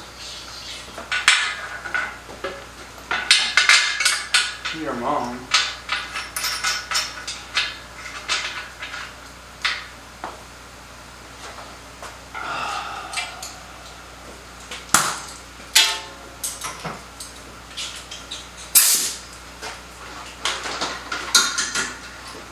Let us verify.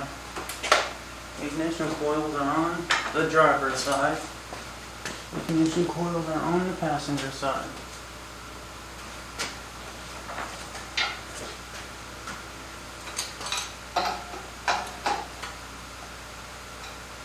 You need slithering from here.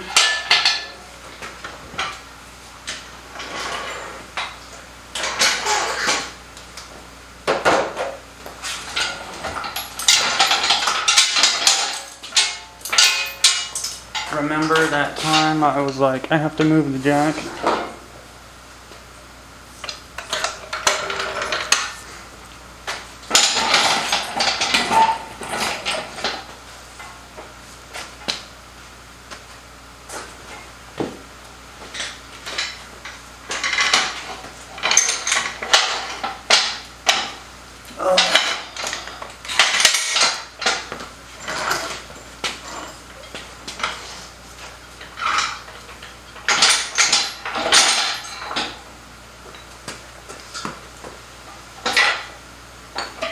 You know, full disclosure, it may seem like I'm really stable because I post these every Friday. But the matter of fact is sometimes I'll go a month without touching the car. And because I have YouTube and it's so friendly to people like me that have problems like that, I can schedule everything out. And one day I can have 3 videos, and a weekend I can have 10 videos I produce. And so it'll be a whole month's worth of content.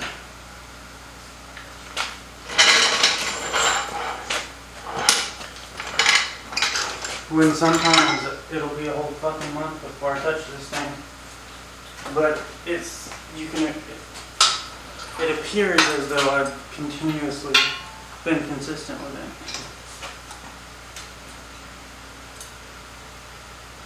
And that's the thing.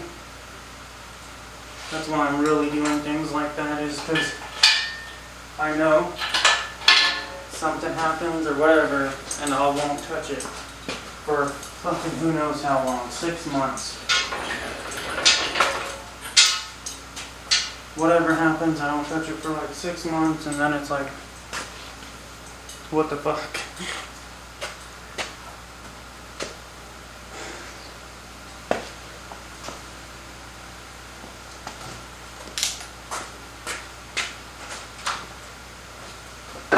And so for people's sake, I like being able to have once a week episode go up. And then schedule it out. What am I looking for? Oh, it's up here, I'm pretty sure.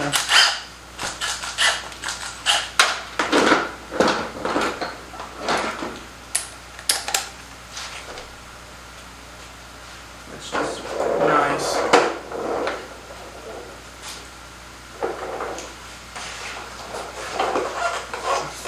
Because consistency is important, but when you got problems like I do, it's not entirely possible. But for everyone else, it's like, oh, I can expect this on Friday.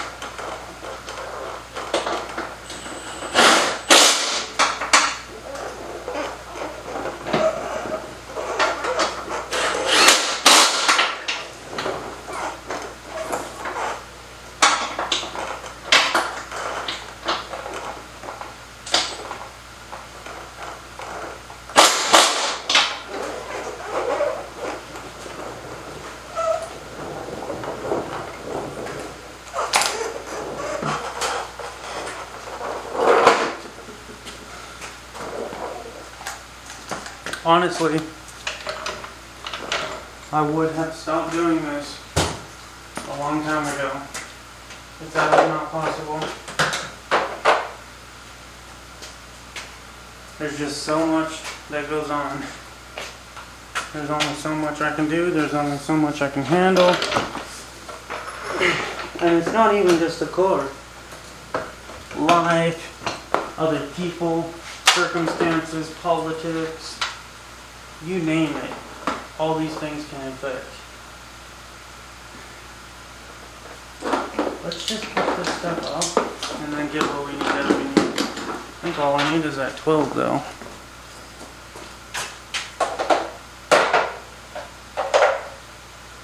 That is not a half inch.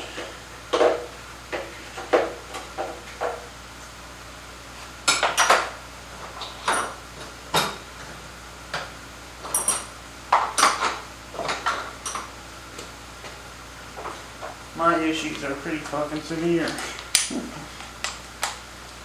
Outside of the limelight.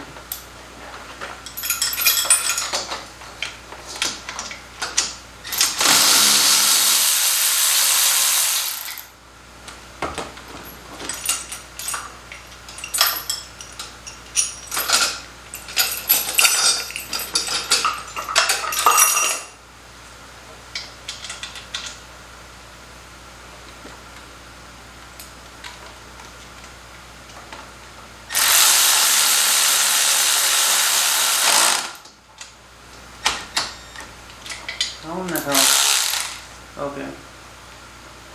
Let's just give that a little bit of tightening.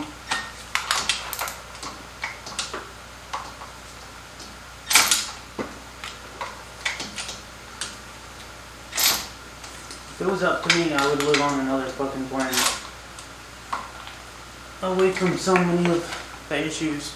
Because it took me a long time in life to actually come to grasp with many things.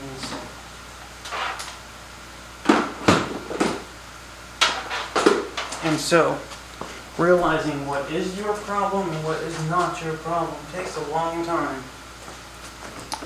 And then, realizing what you can do and what you cannot do. Like, I can't repair every little thing on here. If the mass airflow sensor breaks, I cannot repair that. I have to buy one. And that's just the tip of the iceberg of that circumstance of what I can and cannot do. I cannot sit here and give people advice about how to fucking do surgery because it may relate to precision work of an engine. Despite my inability to actually do this, right? No, honestly. It doesn't matter who you are, unless you have this direct experience, then you can't predict these outcomes. Like, you can know about engines, but unless you have this engine's direct experience of having done this work, then you don't know.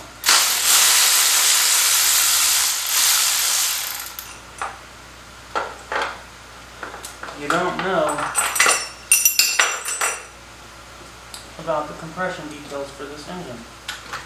You don't know about the oil flow of this engine.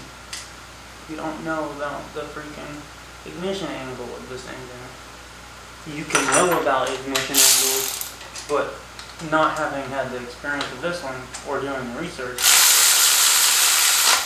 you could still face the same challenges. And it could take you the same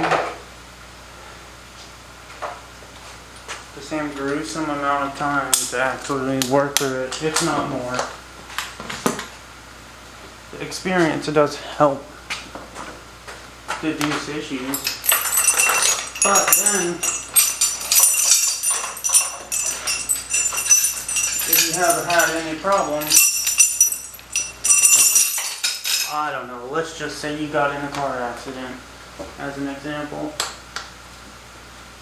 and had like some severe issue because of that car accident, and now you're just not as fast as you used to be. You just can't process information like you used to, and so you changed it as a result to what is referred to as the trauma, which would be the car accident. And other people want to fucking exploit that for their own gain. Like a punchline in fucking politics. You've got to be an absolute piece of garbage.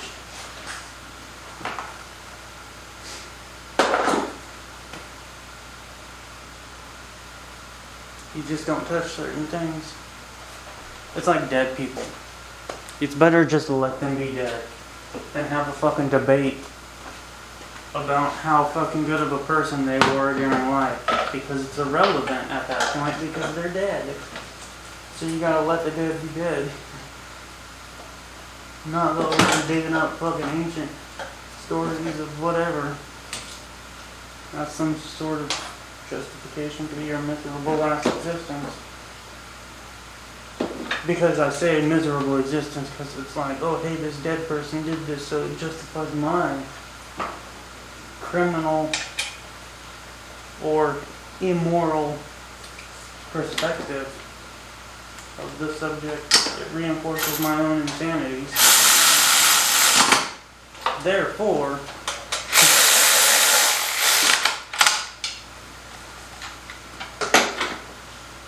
that's the whole everyone's trying to justify their own insanity concept that I had came up with in 2000 at Olympic College, 2004, 2024. Because I was fucking pissed trying to get through these classes, and now I kind of actually understand that it's not possible for me to fucking do that. Bad for my mental health. Not my mental health, but my actual health. Blood pressure goes up, my stress levels go up, and I should be taking care of my health and not making it worse, so I'm not going to school anymore. Instead, we're gonna figure some shit out. We plugged it in, we need to plug it in. And then we plug it in.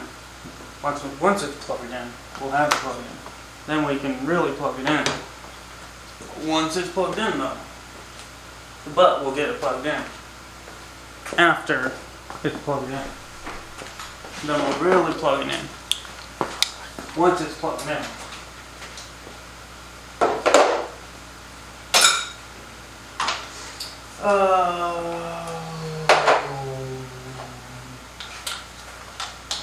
This one needs plugged in.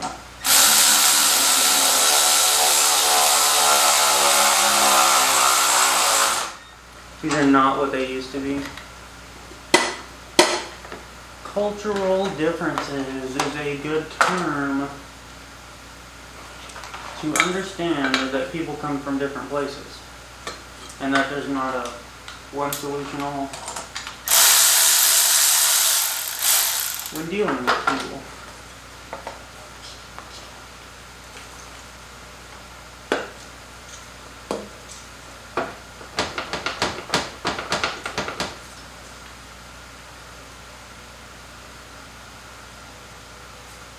Not everyone has got the same belief in God that is portrayed by your culture. The emotional delusions is what I call it. Where someone thinks that because there's a freaking rat running around in their kitchen, that the rat should feel bad about it because they feel bad about it. And so they have this emotional delusion of the world and everything else because of their own emotions, and they can't see beyond that. It's the core of selfishness. I mean, once we really get down to it, that's what's called as selfish, because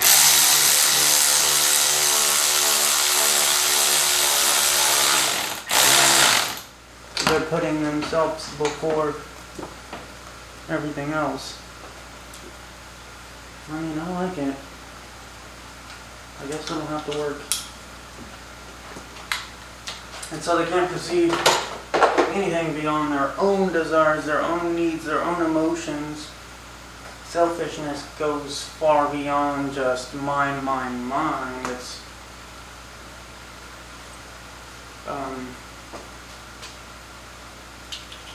a piece.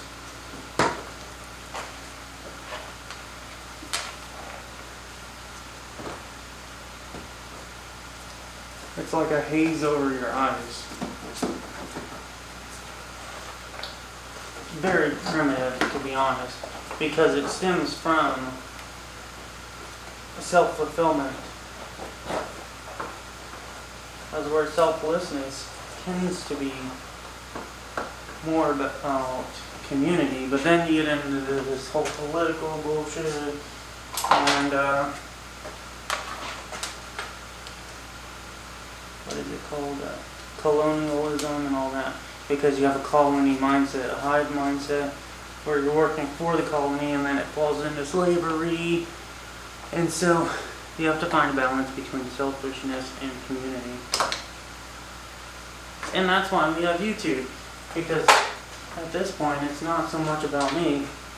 I can do all this work. I don't have to post videos.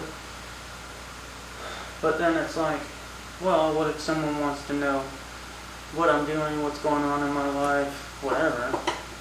And I started doing YouTube as a means of filling that curiosity of others and maybe concern.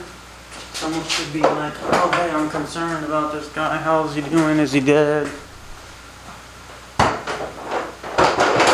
Because I don't have social media anymore. I deleted those Facebooks and shit. I have Instagram, but I don't have it. At this point, I set up the account and I'm just like, whatever, I'm not even touching it ever again.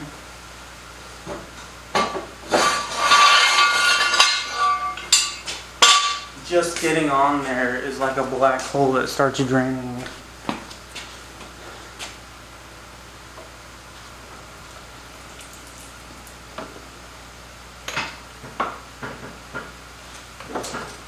Well, we'll find out if I miss something. Sitting here thinking like, what if I miss those bullets? What if I miss that, this? As a matter of fact, we need to actually get it fired up sooner than later. Because that slid right out of my hand. The oil pressure, the longer it sits, the more that stuff drains out. Just do a quick rundown. Connected.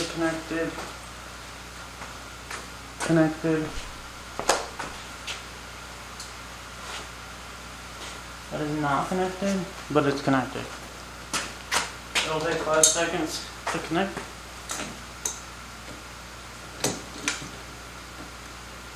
But doing this, I realized a lot of people don't actually give a shit.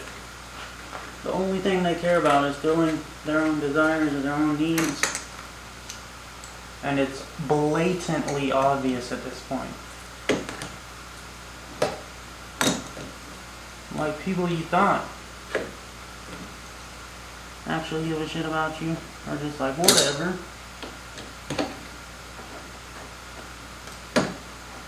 They're not actually sending you a message after years like, oh hey, how are you doing? And then you do that and it's like, well, this other person receiving that is not actually giving a shit either.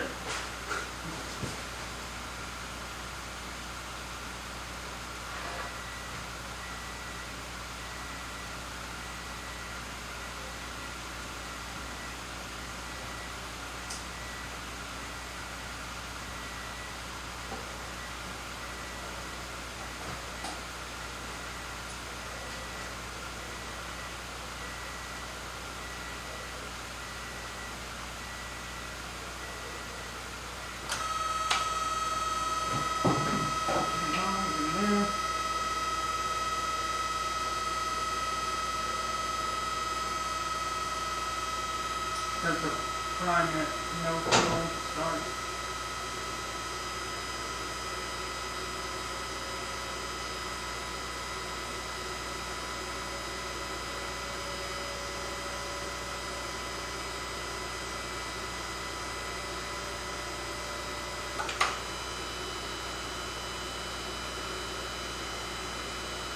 Clear all the holes.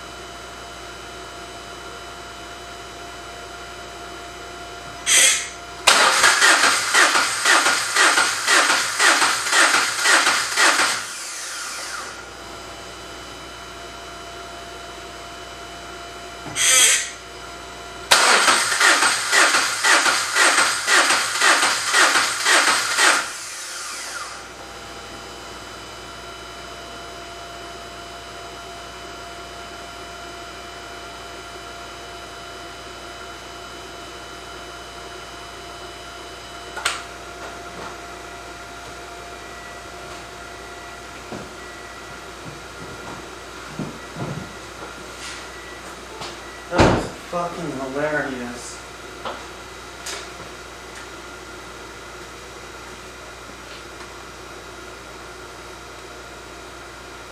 Can we get more power to the starter?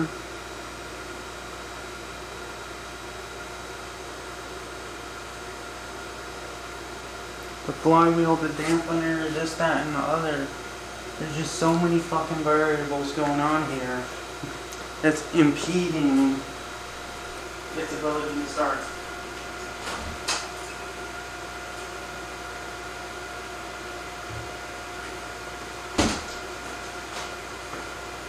You know what, let's just for the hell of it do a baseline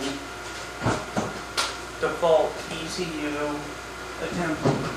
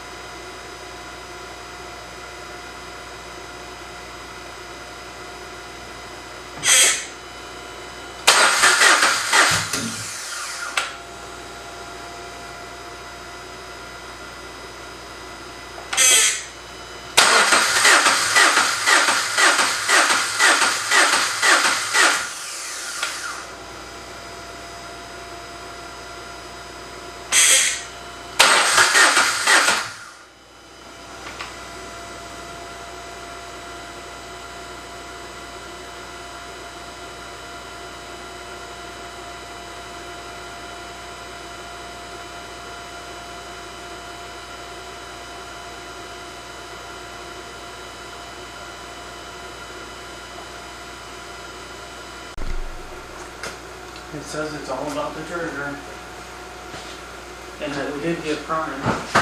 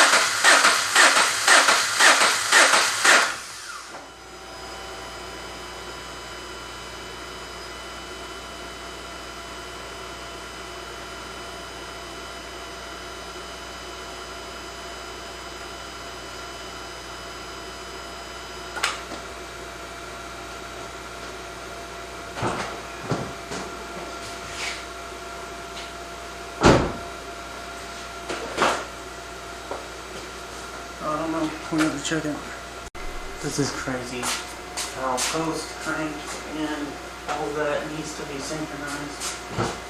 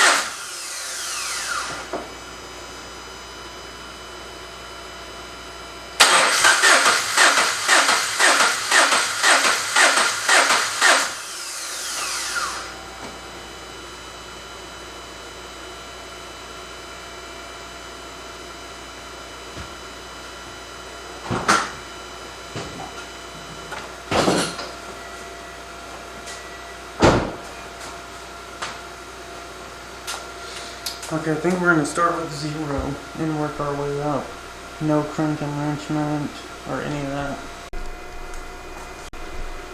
Data had confirmed that I should bring back the ignition timing because of compression.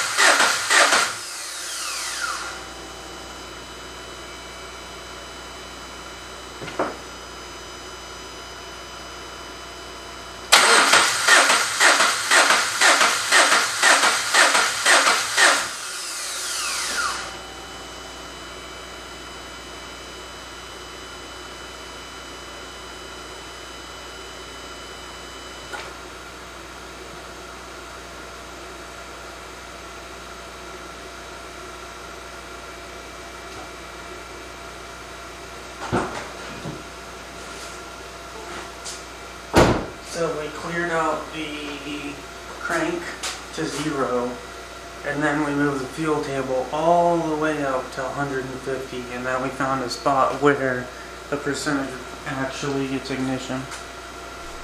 And then we're going to subtract that from 50% and put that in the crank table. Oh, I don't know. I thought the camera was on. When I came out here, it flashed. And then I look at it and it's not.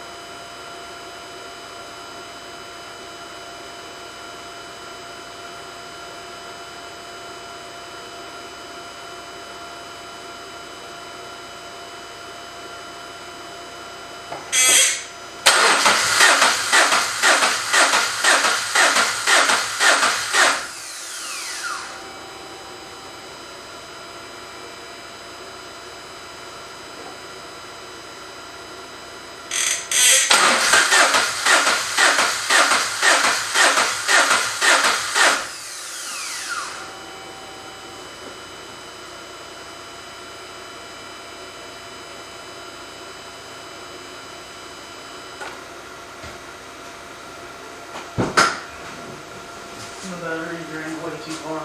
And this fucking charger is garbage.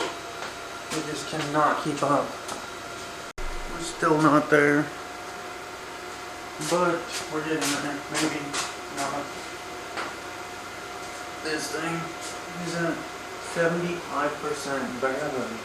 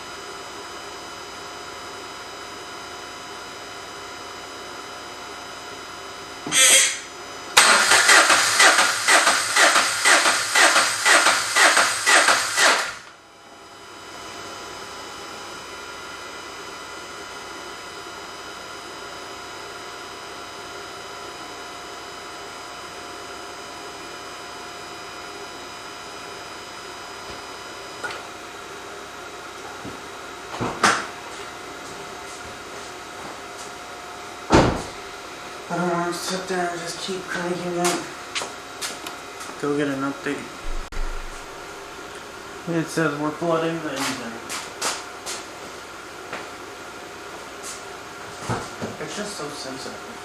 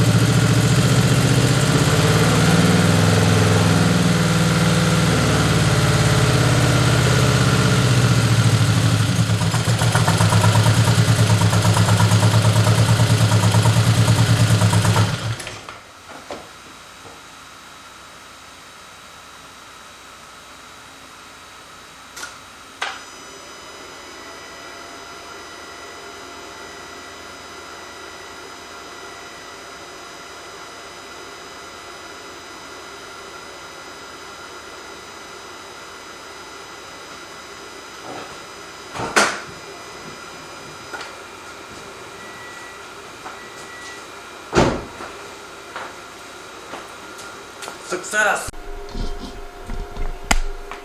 Alright.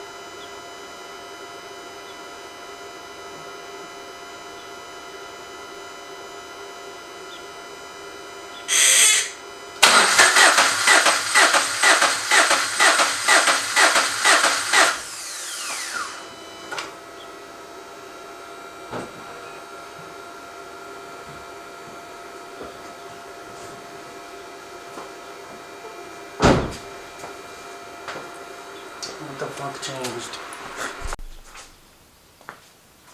The struggles.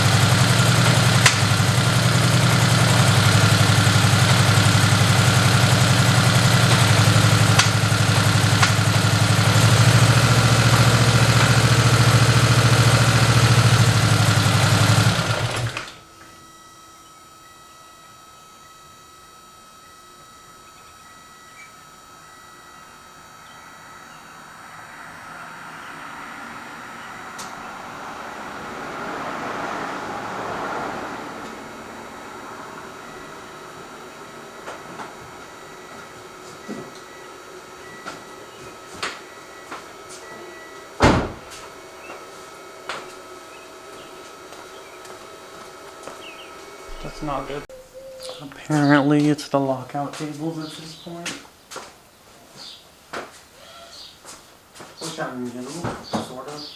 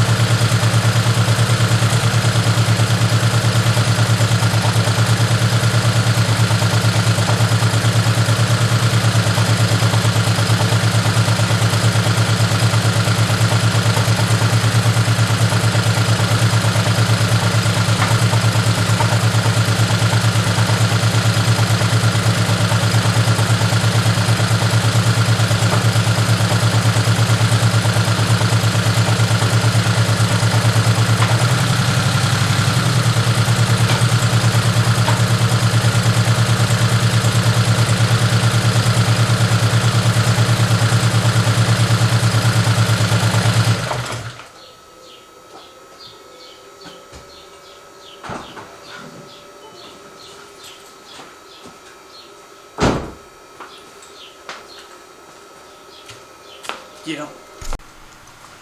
Apparently, thermostat doesn't work.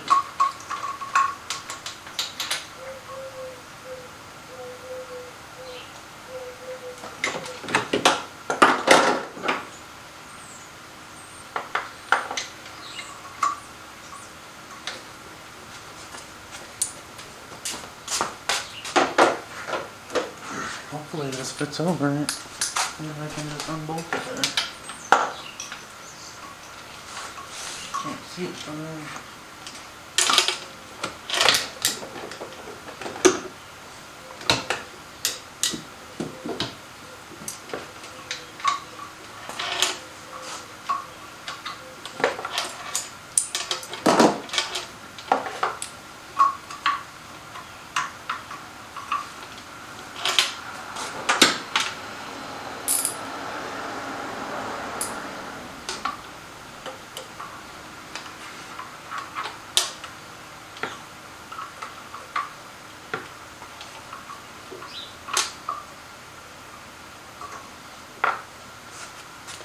I think that's it.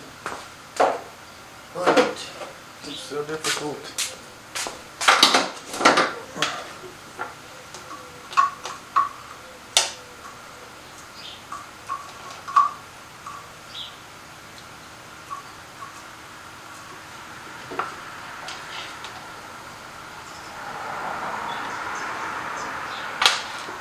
I don't know, maybe not.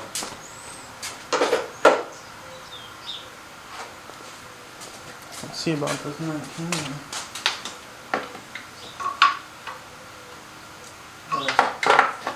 Definitely it.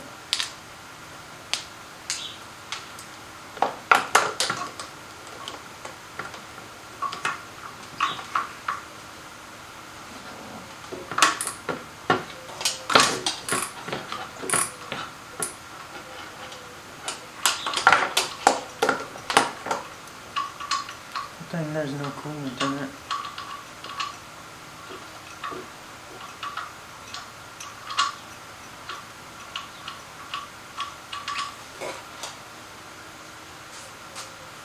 There's no way that this is freezing, because it's definitely warmer. It looks like it's pretty used.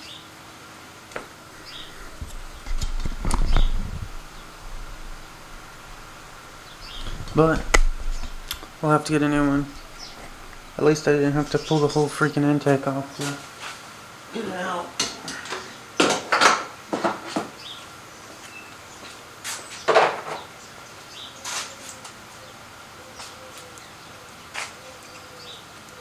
But yeah, that's it for now. That's it for today. Shit, I don't think I can do anything else. So artificial intelligence has confirmed that I don't know what I'm doing. Because it's saying that all of these things that I think are the problem are not what I think they are. And so the reality is different. Like I think that the bearings may be going out because I've been cranking on it non-stop. So in my mind, logically, I've burnt out these bearings and it's just not sustainable anymore because of how much I've been cranking it with no oil, pressure, and this, that, and the other. And it's saying no, that it's probably the valves and the oil pressure from the variable valve cam gears knocking and locking, and then it's also the ignition angle.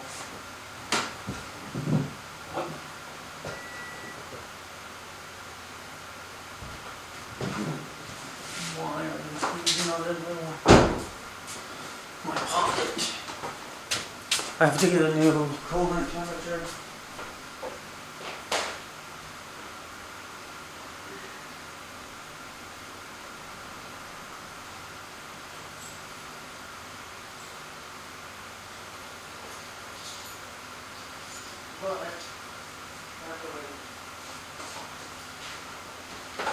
But I got about an hour before I can do that, so I'm just gonna load the ECU up, start it for like 20 seconds, and then see where we're at.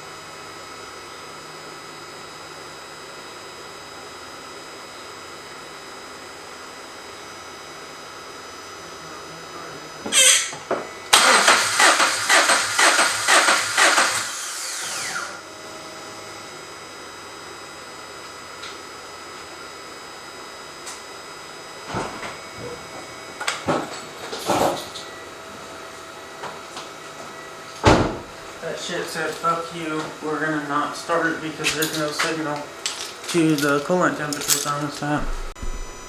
Is this even on? So we're testing this now.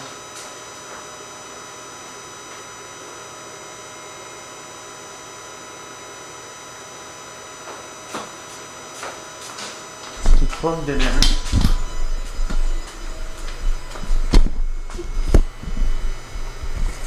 And whether or not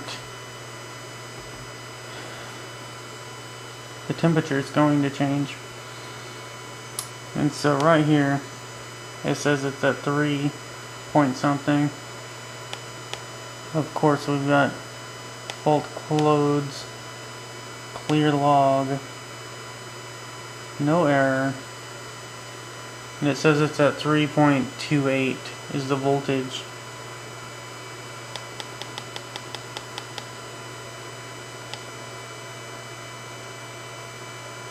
We're not getting any log data.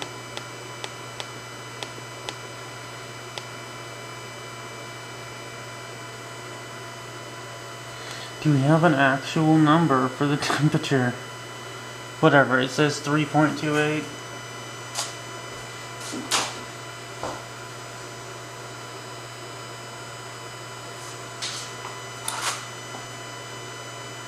.27. Well, we got water. We're gonna use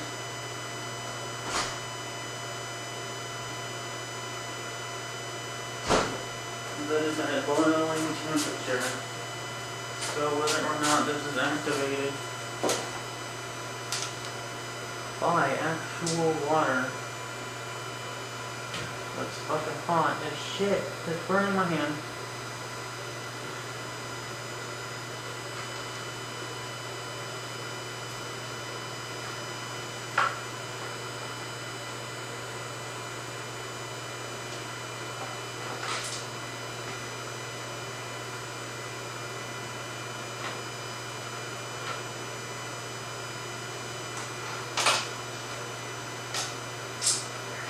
I just can't pull it up enough.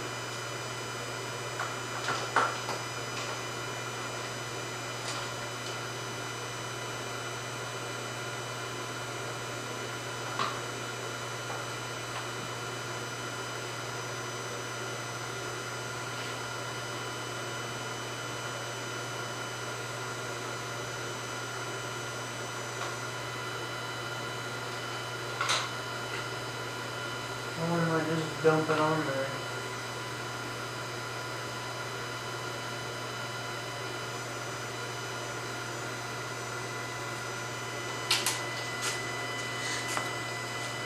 It changed. It appears to be working. So we have to put coolant in it. We don't need to go buy one.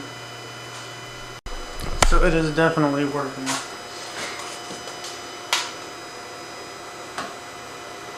What's going on is the fact that I don't have any coolant in it.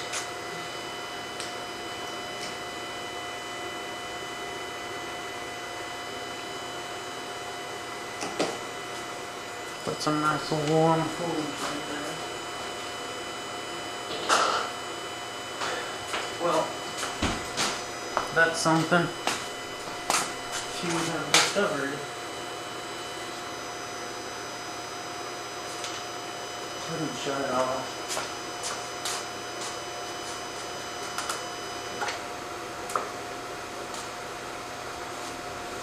What the hell did that just say? Oh, it probably just shut off and said it lost signal.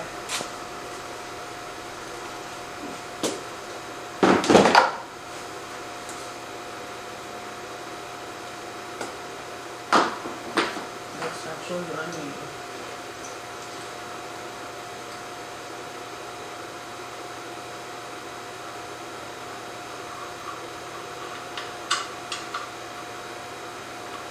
So, fun fact, if it doesn't actually have liquid on there, it's going to register as cold.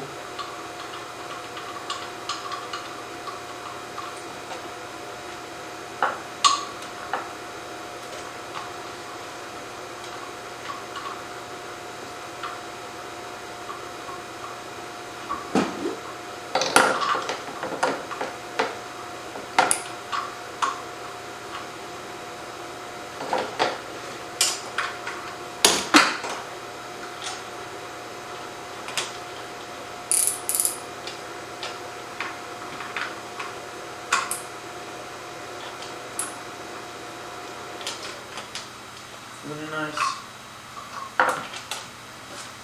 tighten. I still don't know if I've got any leaks. You know why? Because I haven't had time to actually fucking move it.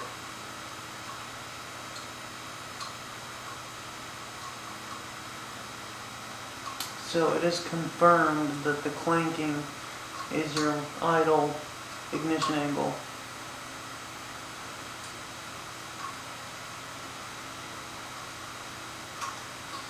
I wonder if replacing those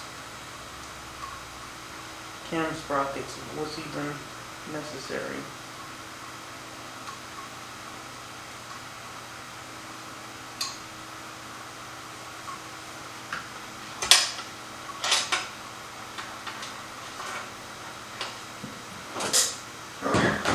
Move this back in. And then we have the variable, whatchamacallit. Well, I mean, at this point, I might as well get the car out of the garage.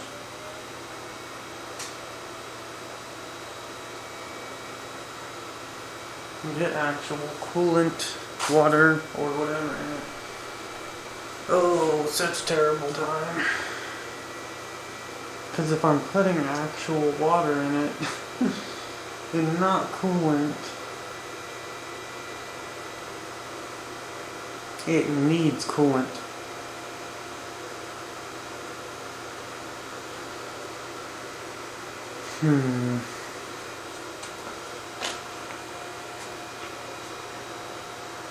But then I don't actually want to dilute it, and then if we have any leaks, I mean, I guess I'll just have to work with it.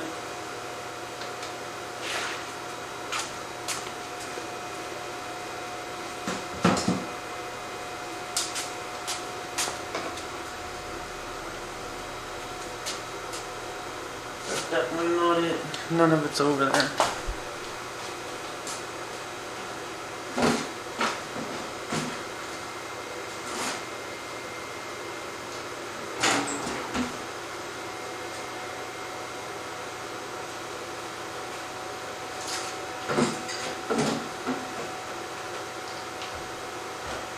Is it? Oh, there is some of it over here. I guess we had moved it.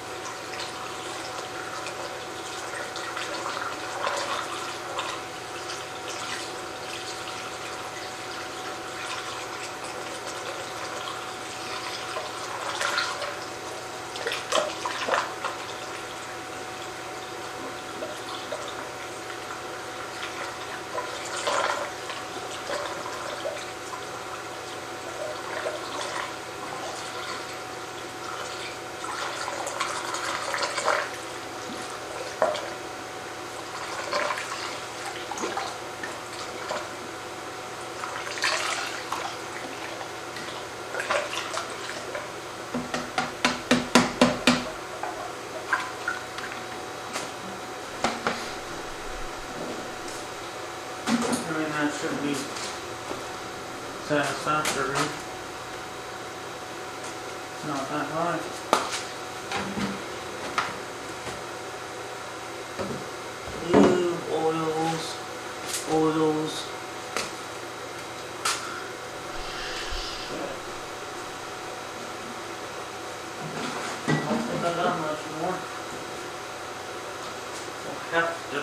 some actual, whatchamacallit in there, water. Unless there's one over there. No, there's not.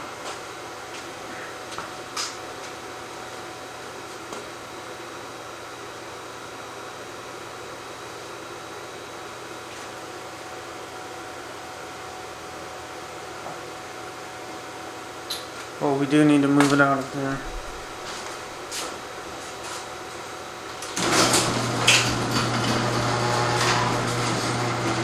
No more purchase parts.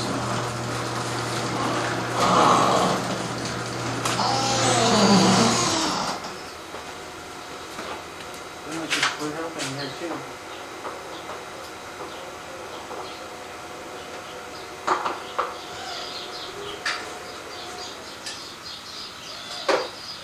Really gotta put some shoes on before I do this. Alright. Let's see if it starts.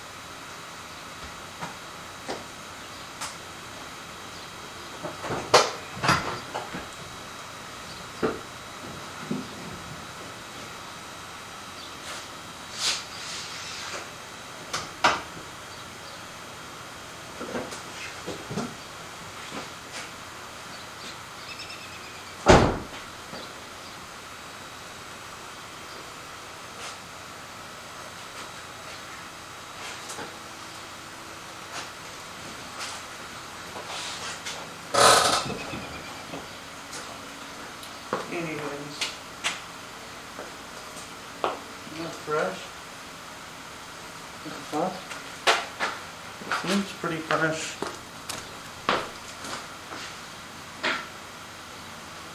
This is the main thing. Because I don't know if there's leaks. Serious issues.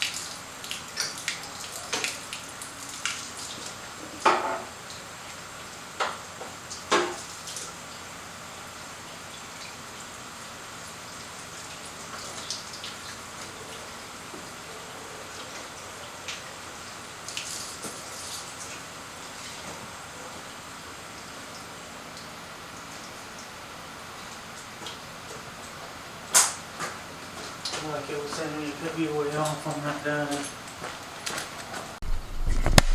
And we tried it.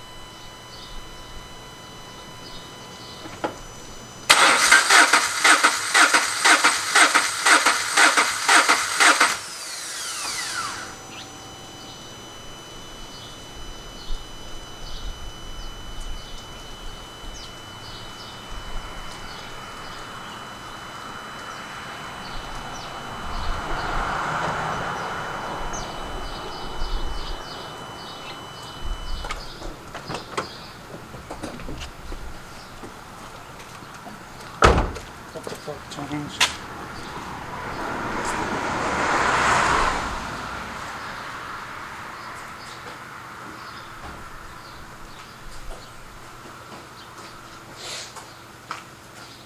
I'm gonna move it.